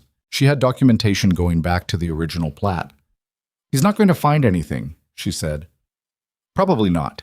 But he's going to spend money trying, which tells you something about how serious he is. Margaret's voice was measured. I want to get ahead of this. I'm going to pull every survey on file for that corner and have my own assessment done. I'd like you to bring me everything you have. Original plat, the 1971 and 1994 surveys, the water rights agreement, anything referencing that boundary description. I'll bring it tomorrow. One more thing. A pause that was not entirely comfortable. Roy has also had conversations with 2 members of the County Planning Commission. I've heard from a source on that commission, I won't say who, that Roy has been suggesting the Thompson operation may be in financial distress and that the land could come up for sale within the next 18 months. Emma kept her voice flat. That's not accurate. I know that, but rumors don't require accuracy to cause problems, especially when they're aimed at a planning commission that has discretion over land use decisions. Another pause. Is there anything in your financial situation I should know about? The question sat in the air between them, honest and necessary and unwelcome. Emma had known Margaret long enough to know it was being asked in good faith. She answered it the same way. The line of credit I used for the barn repairs partially paid down. The ranch is carrying it. I had a tight fall last year because of the dry summer, but this year's hay crop is better, and I've cut operating costs. She thought for a second. I'm not in distress. I'm in the situation most operations my size are in. Manageable if nothing goes wrong. Tight if it does. That's honest, Margaret said. Good. Honest I can work with. She said she'd be in touch and hung up. Emma sat on the tractor running board for another minute, looking at her one bare hand and one gloved hand and the oil drain pan on the floor, and thought about Roy Cutter and what a person had to be like to spend money surveying someone else's county road right of way out of spite and strategic maneuvering. She didn't understand people like that, not because she was naive about human nature, but because the effort required seemed so much greater than whatever the payoff could be. She finished the oil change. She called Luke. He came over that evening after she'd asked him to, and she told him what Margaret had said. They sat at her kitchen table this time, not his, and he listened the same way he always listened, without interrupting, without performing concern, working through the information as it arrived. When she finished, he said, "The northeast corner is where the original fence error was."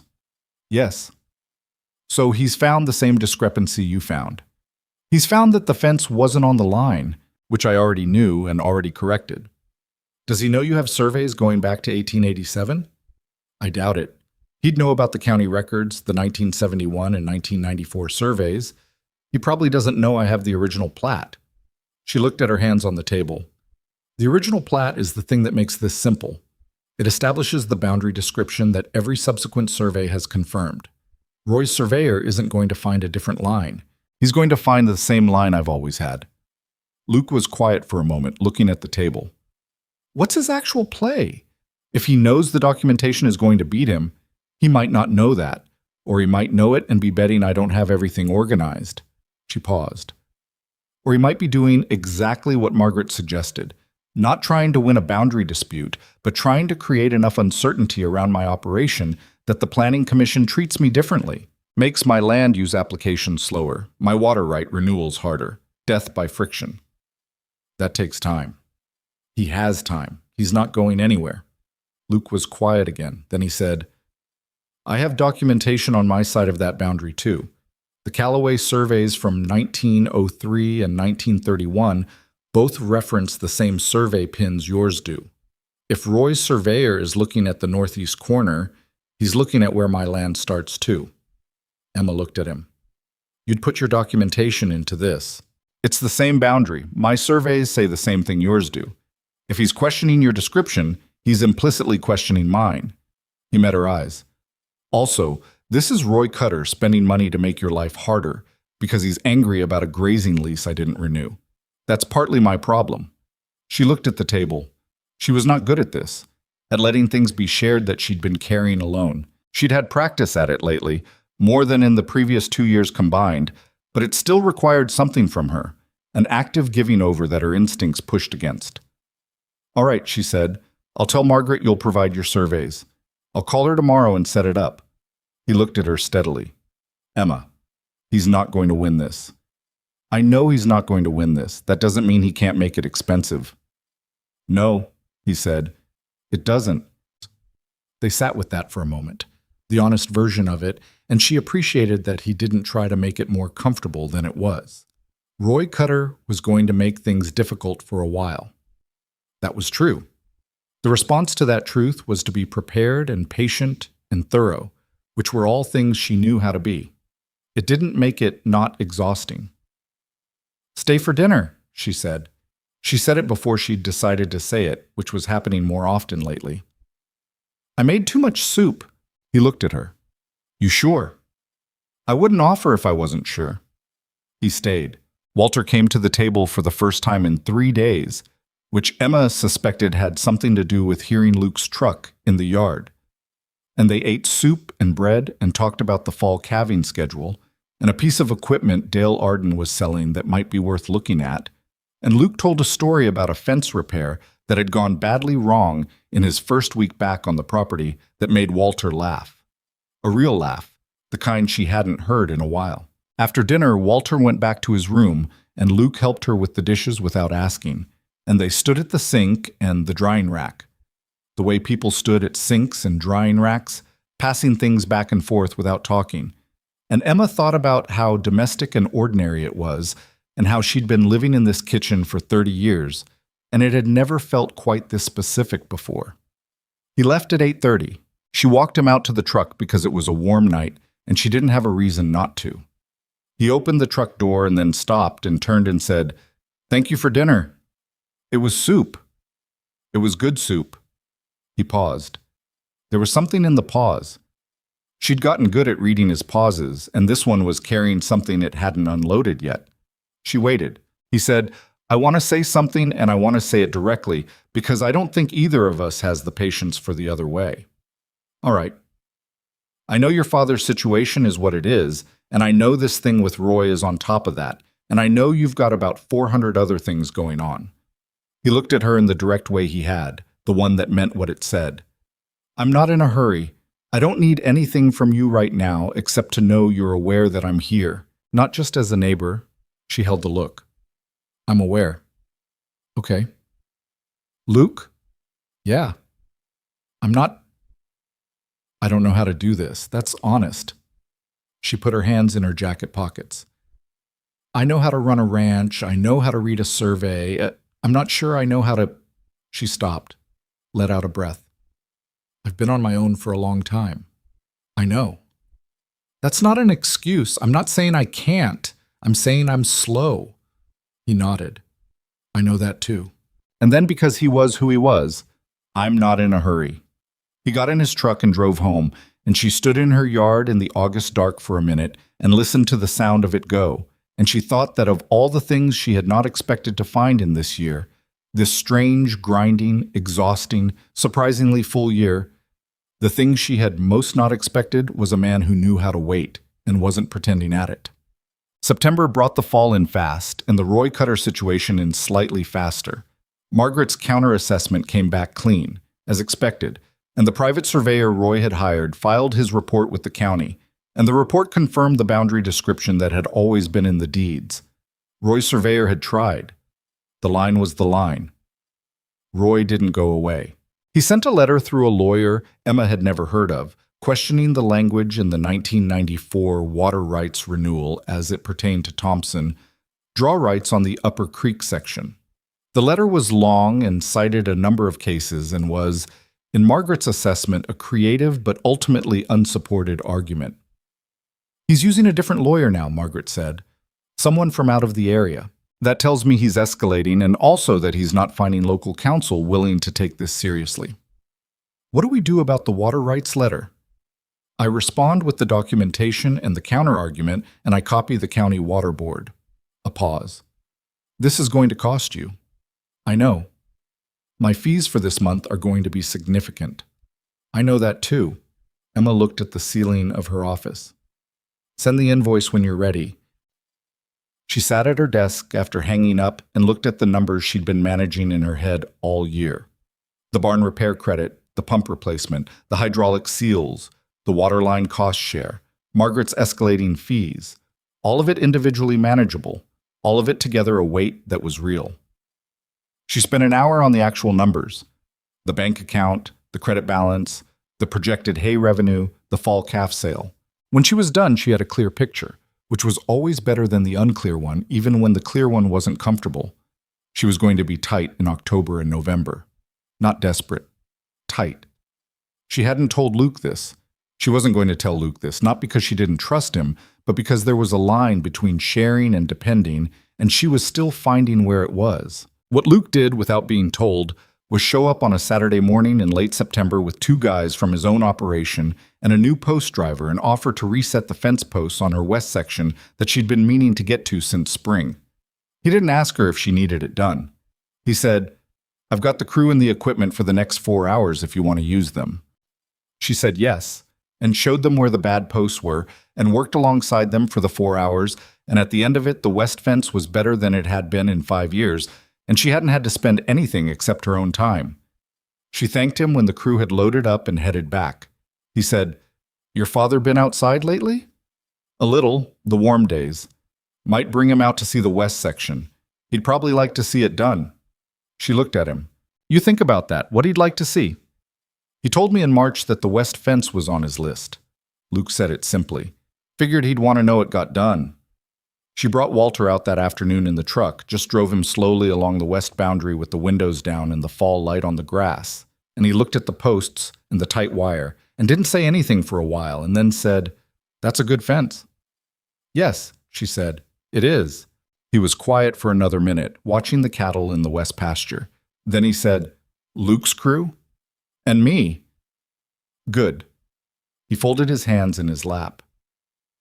"Emma, I want to tell you something." She kept her eyes on the track ahead. "All right. When your mother died, I thought the worst thing that could happen to a person was to lose the one they'd built everything with. And I was right about that. It was the worst thing I'd been through." His voice was steady, careful. "But then you came back from school and you stayed. And you built something here. And watching you do that it's been the thing I'm most—" He stopped, cleared his throat. "I'm not good at this." "I know, Dad. Neither am I. It's genetic, apparently." She felt the corner of her mouth move despite herself. "Apparently." He looked out the window at the fence. "He came to see me last week. Tuesday, I think. You were in town." Emma's hands tightened slightly on the wheel. "Luke, he asked me something." Walter looked at his hands. "He asked if I would object to him. He said it carefully, the way he says things, to him making his intentions clear to you, when the time was right." The truck slowed slightly without her meaning it to. She corrected. "He asked your permission." "He said he wasn't asking my permission because that wasn't his call to make, and he knew that. He was asking if I'd object." A small pause. "I told him I wouldn't object. I told him you'd make up your own mind regardless of what I thought, which he already knew. And I told him—" Walter stopped again. "I told him you were the most capable person I'd ever known, and the person I was most proud of, and that I hoped he understood what he was, what he'd be getting." Emma didn't say anything. The truck moved slowly along the track, and the fence posts went past, steady and set in the ground, and the light was going the long gold way it went in fall. "He said he did," Walter said. "He said he'd been paying attention." She stopped the truck. They sat there for a moment with the engine running and the cattle in the pasture, and the fence Luke's crew had reset stretching away into the last of the afternoon. "You could have told me sooner," she said. "You needed to get there yourself." She looked at the fence. "What if I hadn't?" "You're here, aren't you?" He looked at her sideways, the careful look. "You drove us out to look at his fence work." She let out a breath that was almost a laugh. "That was about your interest in the fence." Emma. Dad. He reached over with his left hand, the steadier one, and put it over hers on the wheel for a moment. Just that. She looked at it and didn't say anything because there was nothing to say that the moment wasn't already saying. She drove them home. October moved through fast, the way October did when you were paying attention to other things. The hay was in. The fall calf sale went better than she'd projected. Prices were up slightly from last year, and the calves were in good condition from the summer. And when she looked at the numbers on the drive home from the sale barn, she felt the specific relief of a problem solving itself by the margins. She called Margaret and said she'd have the legal fees cleared by end of month. Margaret said good. She fixed 2 things on the tractor that had been nagging at her and arranged for the pump inspection Jenkins had recommended and confirmed it could get through another season with maintenance rather than full replacement, which bought her a year. The Roy situation had gone quiet after Margaret's response to the water rights letter, which the county water board had received and reviewed and found sufficient. Roy's out-of-area lawyer sent one more letter that said less than it tried to, and Margaret responded to it in 2 paragraphs. And after that, there was silence. Margaret said silence meant he was reassessing. Emma thought silence meant he was waiting for the next angle, but she couldn't know that for certain, and she chose to treat the silence as what it looked like. She and Luke had dinner twice in October, once at her place and once at his, and both times it was the kind of dinner that didn't require a reason. She helped him identify a structural issue in his main barn roof that was earlier staged than hers had been, and gave him the name of the Cody crew, and he booked them for spring. Small, practical things, useful things, the way they'd always operated, except that there was something else underneath now that both of them were aware of, and neither of them had put words to yet, though she suspected that was going to change. The first week of November, Walter had 2 bad days in a row. Not the worst he'd had, but bad enough that she called the doctor, and the doctor came out and did an assessment and sat with Emma in the kitchen afterward and used language she'd heard before but that still landed with weight each time. The progression is what we expected, the doctor said, which was his way of saying it was getting worse the way they'd always known it would. She nodded. He's comfortable, the doctor said. He's not in pain. The care you're providing is excellent. She nodded again. Is there anyone who can help you carry this? The doctor looked at her with the direct concern of a person who'd had this conversation many times and still took it seriously. A family member, or I have people, she said. She said it and realized it was true. Christmas was Emma's idea, which surprised her when she thought about it afterward. She'd never hosted Christmas. Her father had always managed it in her mother's absence, small and practical, usually just the 2 of them, and sometimes a neighbor or 2. And in the years since she'd taken over the ranch, it had become quieter still. This year she called Judith Marsh and Dale Arden's wife Carol and 2 other people she actually liked, and she asked them over. She called Margaret and said Merry Christmas and meant it. And she called Luke, who said he'd be there. He came early, not to help the way he might have once, but because he'd asked if he could and she'd said yes, and that was a different thing. He helped her carry the table out from the back room and set it up in the main space, and they worked alongside each other the way they worked in the barn or at the fence line, without needing to negotiate about it, each person seeing what needed doing and doing it. Walter was up and dressed when the guests arrived, and he sat at the head of the table and talked more than he had in weeks. And Emma watched him from across the table and felt something very close to grateful, which was a feeling she'd been careful with her whole life but allowed herself here. After dinner, after Carol and Judith and the others had gone, and the dishes were done and the table was back where it belonged, Emma found her father and Luke in the sitting room talking. She stood in the doorway for a moment, neither of them seeing her, and she heard her father saying something about the East Pasture rotation, and Luke listening and asking a question, and her father's voice going steady and engaged, the way it went when someone was genuinely interested in what he knew. She went to the kitchen and stood at the window and looked out at the December dark, the snow on the ground, the shapes of the barns and the fence lines she knew without looking. She heard footsteps and Luke appeared in the doorway. "He's going to sleep," he said. "I think the dinner took a lot out of him." "It usually does. He doesn't tell me that." "He told me." She looked at him. "He told you things he doesn't tell me?" "Different things. The things men say to each other when one of them knows something the other doesn't want to say directly."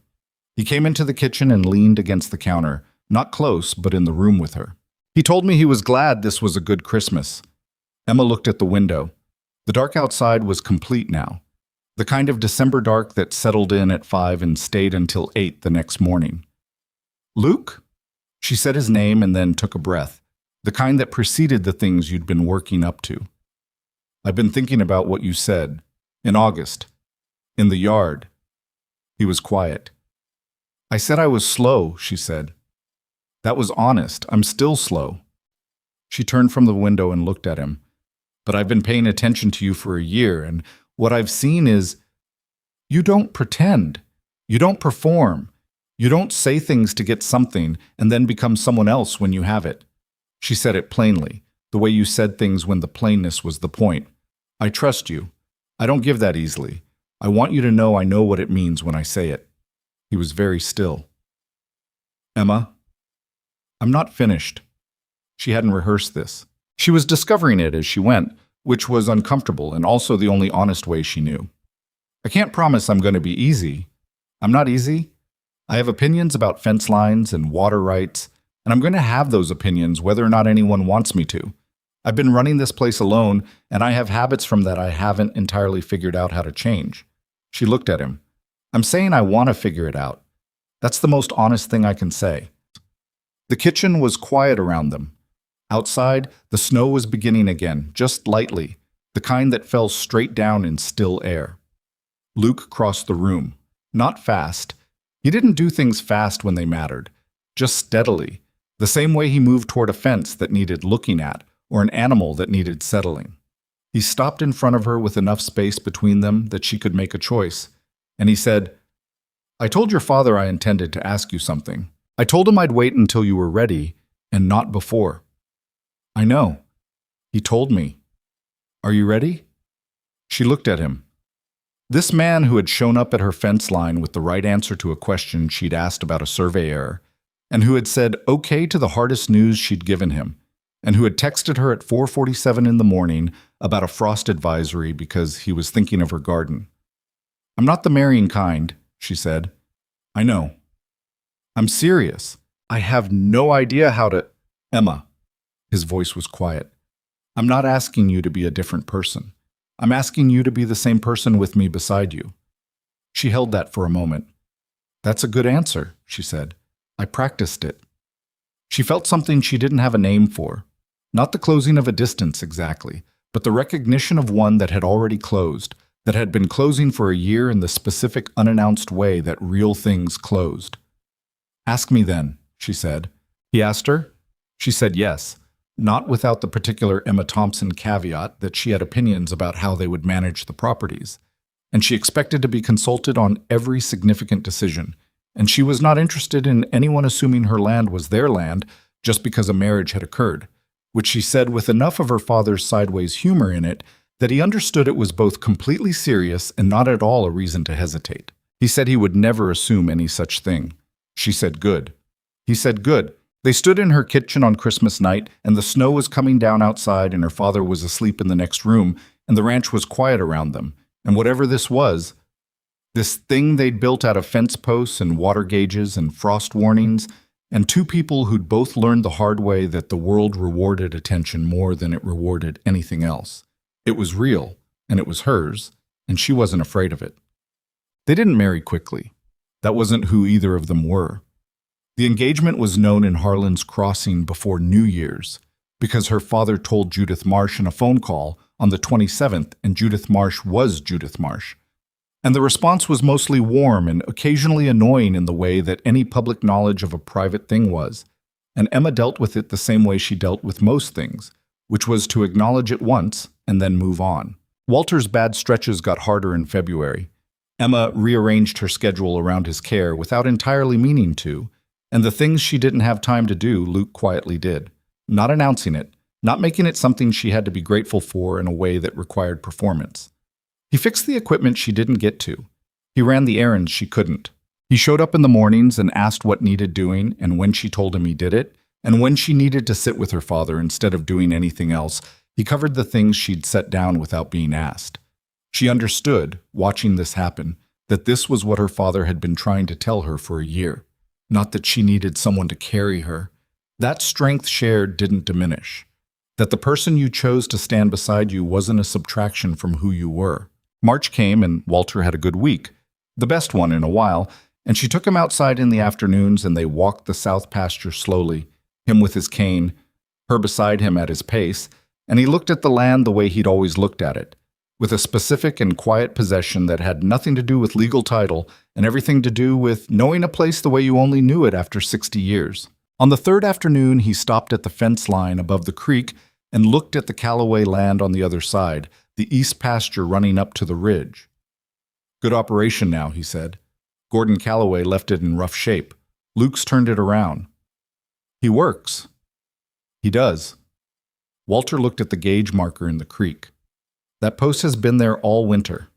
He put it in at the start. It's good paint." "Good paint." Walter was quiet for a moment. "Emma, when I'm gone, Dad, let me say it." His voice was firm, the voice he had when he needed her to be still and listen. "When I'm gone, the land stays in the family. We've done the legal work, and you know what that means. I'm not worried about the land." He looked at her. "I'm telling you that when I go, I want you to still be here. All of you. Not just the rancher part." He touched his chest, the careful gesture of a man whose hands weren't steady. "This part." She looked at the creek. "I'm here, Dad," she said. "All of it." He nodded. He didn't need more than that from her, and she knew it. And they stood at the fence line above Copper Creek in the early March light and looked at the water moving the way it had moved through that bend for more than 100 years, past the survey pins that defined what was theirs, through the shared water that sustained both sides, on toward whatever came next. Walter Thompson died on a Tuesday in April, in his own bed, in his own house, with Emma beside him. It was not sudden, and it was not peaceful in the way people said things were peaceful when they meant painless, because it wasn't entirely painless, and it wasn't the kind of thing you could make comfortable with the right words. It was slow, and it was hard, and it was also, in the particular way of things that have been coming for a long time, a completion. He had been declining since February with the specific deliberateness of a man who had decided what he still needed to do and was doing it on his own schedule. He had talked to Margaret about the land documents in March. He had talked to Judith Marsh on the phone twice, long conversations that Emma hadn't asked about. He had spent 3 afternoons in the south pasture with Emma and his cane, looking at the land the way you looked at things you were memorizing. And he had talked to Luke more than once, in the way Emma had learned he talked to Luke, plainly, about the things he couldn't say to her directly because the weight of saying them to her would have broken something, and saying them to Luke meant they still got said. Emma was holding his hand when he stopped breathing. She sat with him for a while after, in the quiet of the room, and then she stood up and walked to the window and looked at the April morning outside.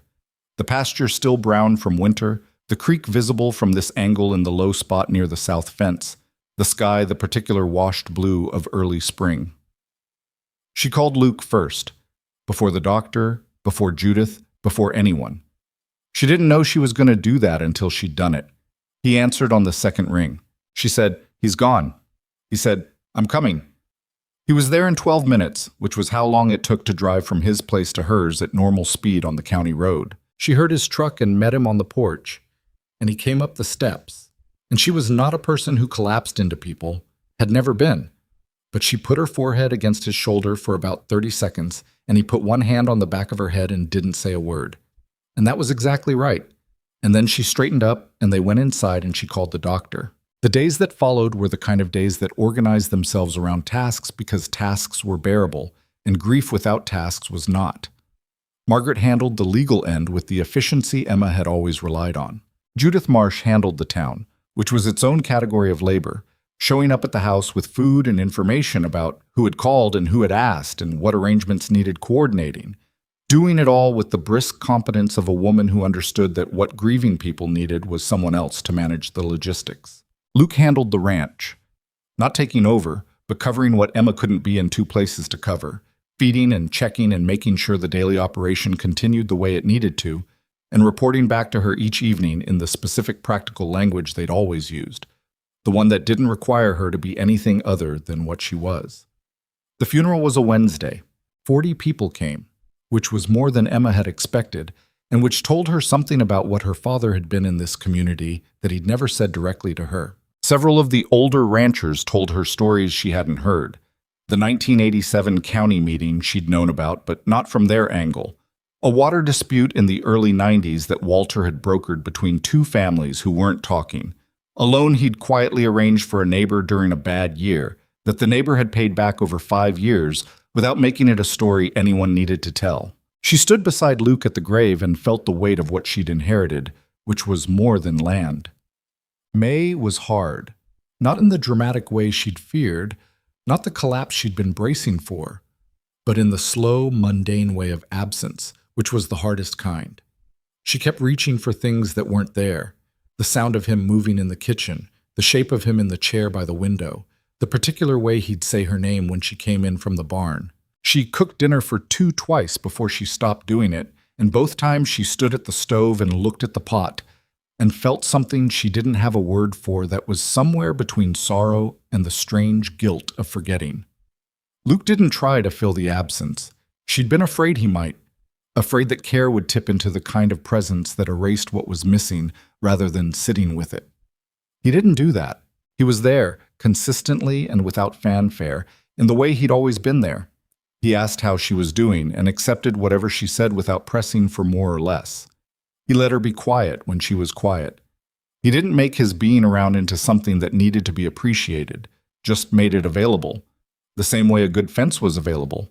Solid, reliable, not demanding anything from you simply by being what it was. She appreciated that more than she knew how to say. They married in June, 2 months after Walter died, which some people in Harlan's Crossing raised an eyebrow at, and which Emma declined to explain or justify. She'd had the conversation with Luke in April, before the funeral, standing in the barn of all places, and she'd said she didn't want to wait a year because her father had already known about it, and she didn't need the town's timeline, and the ranch didn't stop needing to be run, regardless of what month it was. Luke had said that was fine with him. It was not a large wedding. Judith Marsh, Margaret Chu, Dale, and Carol Arden, a cousin of Luke's who drove up from Wyoming, and Bev from the nursery, who showed up without being invited and who Emma let stay because Bev had always known things before they happened, and pretending otherwise was pointless. They married in the yard of the Thompson Ranch because it was Emma's land and always had been, and that mattered, and the day was clear and warm with a west wind that smelled like grass in the creek. And Dolores, who was now nearly 4 years old and more opinionated than ever, made her presence known twice during the ceremony before Judith caught her, and restored her to the chicken run with the kind of authority that brooked no argument. Nobody who was there ever forgot the chicken. After Luke moved some of his things to the Thompson house and kept the Calloway house operational for the equipment and the operation side of his land, and they worked out the practical arrangements with the same directness they'd brought to every other practical arrangement they'd ever made. They kept the properties legally separate, which was Emma's requirement, and which Luke had agreed to before she finished saying it. They combined the management, the grazing rotation, the water schedules, the equipment use, into a single operation that treated the combined acreage as the unit it functionally was. It was not a perfect arrangement. Emma still had opinions, and she had them loudly. Luke still had the infuriating habit of doing things he'd decided needed doing without telling her first, which they had a direct conversation about in August that did not entirely resolve itself and had to be revisited in October. She was not easy to live with, and she knew it and didn't apologize for it. And he was not without his own particular stubbornness that expressed itself as a kind of immovable quiet that she found occasionally maddening. They were fine, better than fine on most days, in the way that two people who respected each other's competence and genuinely liked each other's company could be fine even when they were also occasionally in each other's way.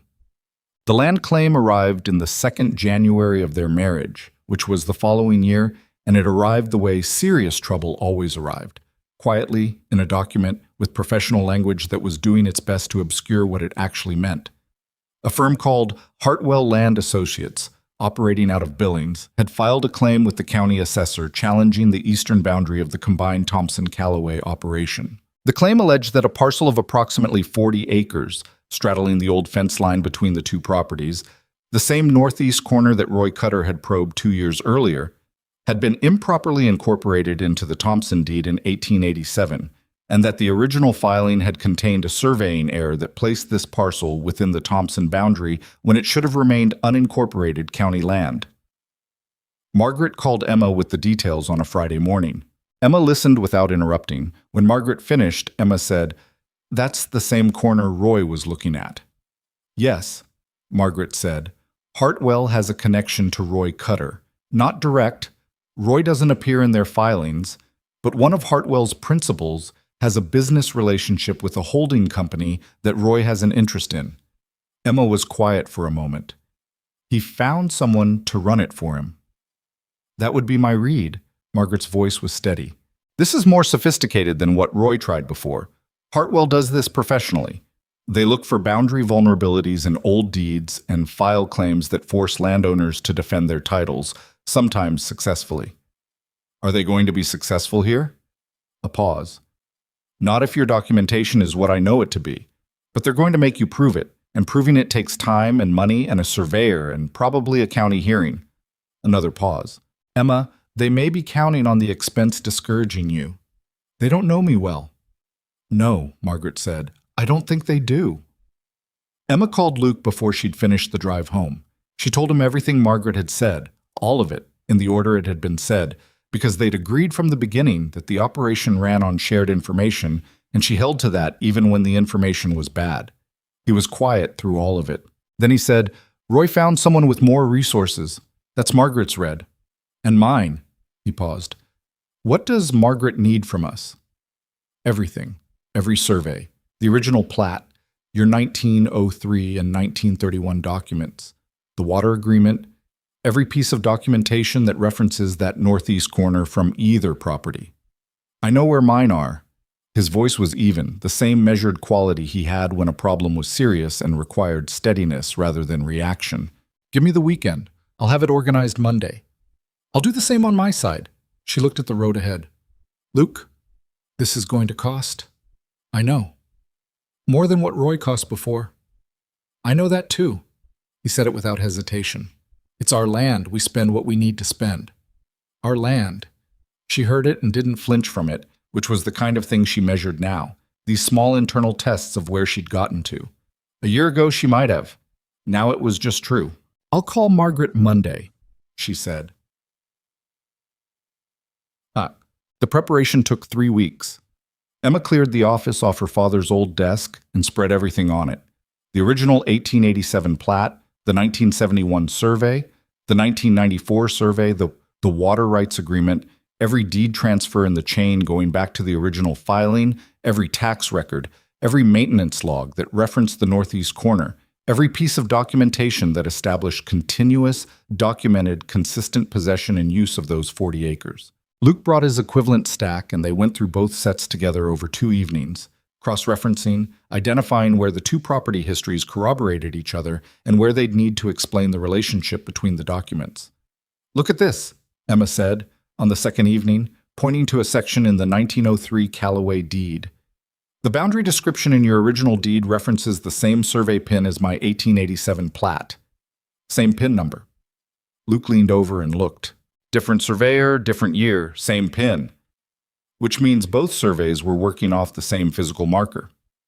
If Hartwell's claim is that my 1887 filing incorporated the parcel by error, your 1903 deed disproves it, because your deed defines your boundary from the same pin and places it consistently with my plat. She looked at him. "Their surveying error theory only works if both our original surveys were wrong the same way at the same time." He was quiet, working through it. "That's not a theory a reasonable person could sustain." "A reasonable person couldn't. A law firm filing a claim to see if you'll pay to make it go away might try." He looked at her. "You've thought about this a lot. My father won a county meeting on a misspelled word in a 1919 deed description. I was paying attention." Something moved across his face that was close to pride, the specific kind that didn't want anything from you, just recognized something real. She looked back at the documents. "I'm going to call Margaret tonight," she said. Margaret's response to what Emma had found was the most enthusiastic she'd heard from her lawyer in 12 years of working together. She said, "You're right. The corroborating pin reference between the two original surveys is the key piece. I can build the entire counterclaim around that. I figured, Emma, do you understand how rare it is to have documentation this complete? Most properties this old have gaps. Missing surveys, lost deeds, title chain breaks. You have an unbroken record from 1887 to present on both sides of that boundary. My father kept everything. Emma looked at the stacked documents on the desk. He kept it, and he taught me what it meant, and I kept it after him. It's going to win your case. Good, Emma said. Bill me. The county hearing was set for March.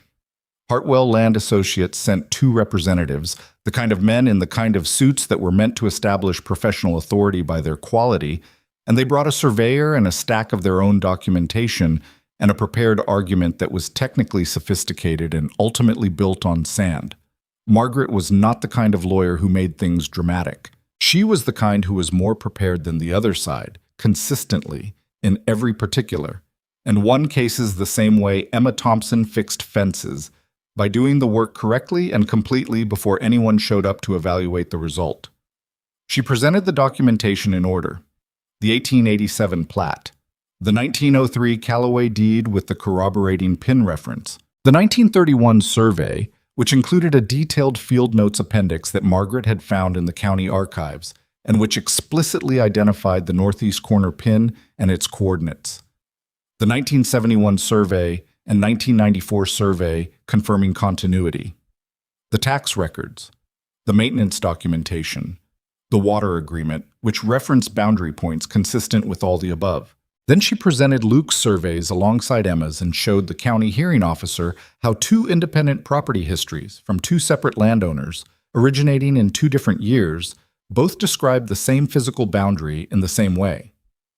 Hartwell's surveyor tried to argue that the 1887 plat was ambiguous. Margaret showed him the 1903 Callaway deed. Hartwell's lawyers tried to argue that continuous use didn't establish legal title. Margaret showed them the unbroken deed chain from 1887 to present.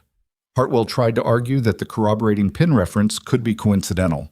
The hearing officer, a practical man in his 50s, who had been deciding county land disputes for 15 years, and who had the look of someone who had seen every variety of this particular type of argument, asked Hartwell's surveyor to explain specifically how 2 independent surveyors working 16 years apart had referenced the same non-existent pin to the same incorrect boundary coordinates, and Hartwell's surveyor could not answer that in a way that made sense. The hearing officer denied the claim. He denied it in language that was brief and clear, and that also included a note, unusual in these proceedings, that the documentation presented by the Thompson-Callaway operation was among the most thorough he'd encountered in boundary claims of this type, and that the corroboration between independent surveys was definitive. Emma sat at the hearing table and heard the decision and felt not triumph exactly, because triumph implied she'd been uncertain, and she hadn't been, but the specific satisfaction of something proven that had always been true. Beside her, Luke let out a slow breath. She looked at him. He said quietly, "It's done." "It was always done," she said. "We just had to show them that." Roy Cutter sold his operation 8 months later and moved to Arizona, which was the kind of ending a situation like that sometimes got. Not a confrontation, not a reckoning, just an absence.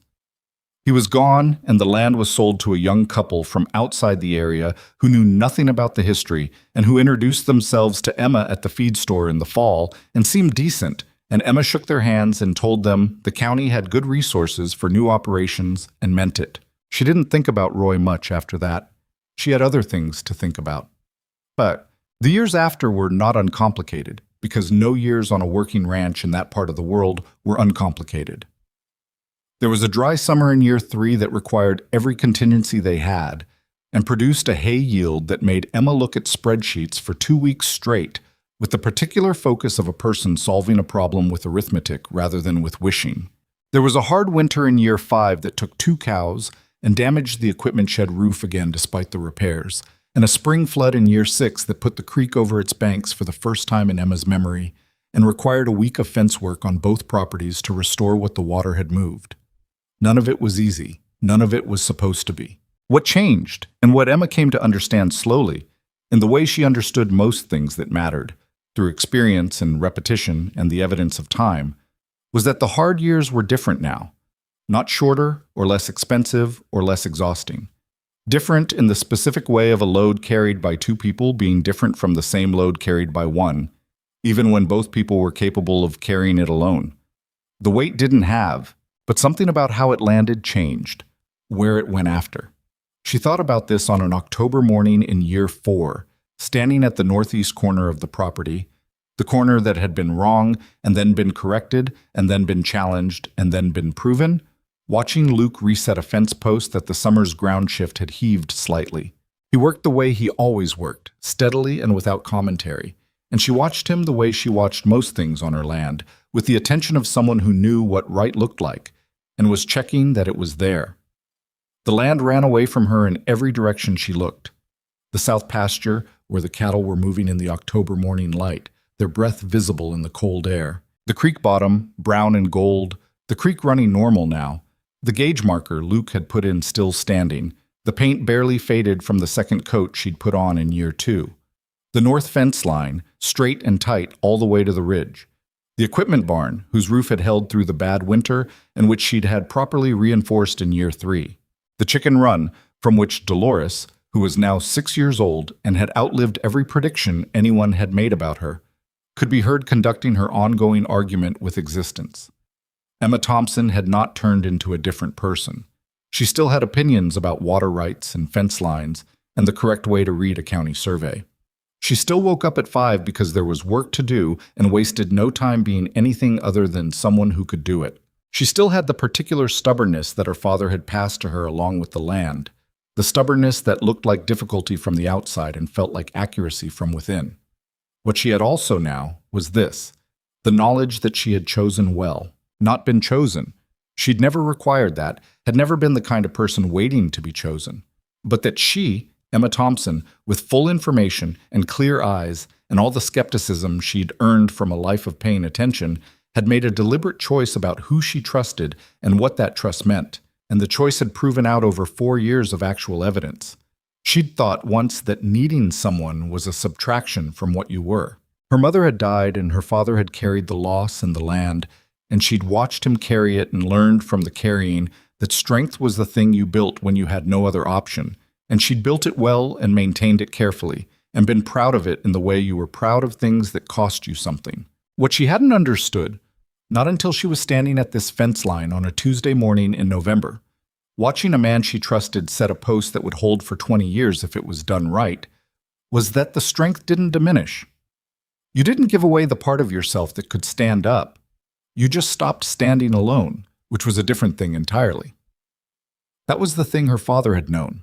The thing Walter Thompson, who had lost the most important person in his life, and kept going, and kept the land and raised a daughter alone in Montana, had been trying to tell her for the last year of his life. Not that she was incomplete without someone. That completeness was not the point. That choosing to share something, the wait, the work, the watching, was not a weakness in the architecture of a life. It was the architecture. She didn't know if she would have been able to hear it if he'd said it plainly. Probably not. She'd needed to find it herself, through the evidence, through the fence posts and the water gauge, and a frost warning texted at 4:47 in the morning, through the way a man said okay to hard news and stayed anyway. She'd found it. Luke finished setting the post and tamped the ground around it and tested it with both hands, rocking it slightly to check the set. Then he picked up his tools and turned and saw her watching him. "Good," she said. "Good," he said.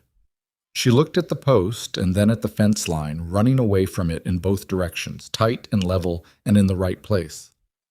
"I'm going to check the creek gauge," she said. "I'll come with you." They walked down to Copper Creek together, through the October grass, and the creek was running the right level for this time of year, and the gauge marker read what it should, and the water was clear over the stones. They stood at the bank and looked at it for a moment, the way they'd stood at fence lines and kitchen tables, and the edges of hard conversations, not needing to say what they were both looking at because they'd been looking at the same things for long enough that the saying wasn't always the point. Somewhere behind them, from the direction of the chicken run, Dolores expressed a view about something. Emma looked at Luke. He looked at her. "She started all of this," Emma said. "One chicken," he said. "One rotted fence rail. One morning I didn't have time for any of it. He was quiet for a second, the thinking kind. You think it would have happened anyway, if not Dolores? Emma considered this seriously, because it was a serious question. She looked at the creek and the gauge and the land on both sides of it, her land and his land, and the shared water running between. Probably, she said. Eventually. We share a boundary and a water source. We would have had to talk about something. Probably a worse something than a chicken in a seed bed. Probably. She looked at the water. But I don't know if we'd have had the same beginning. The survey.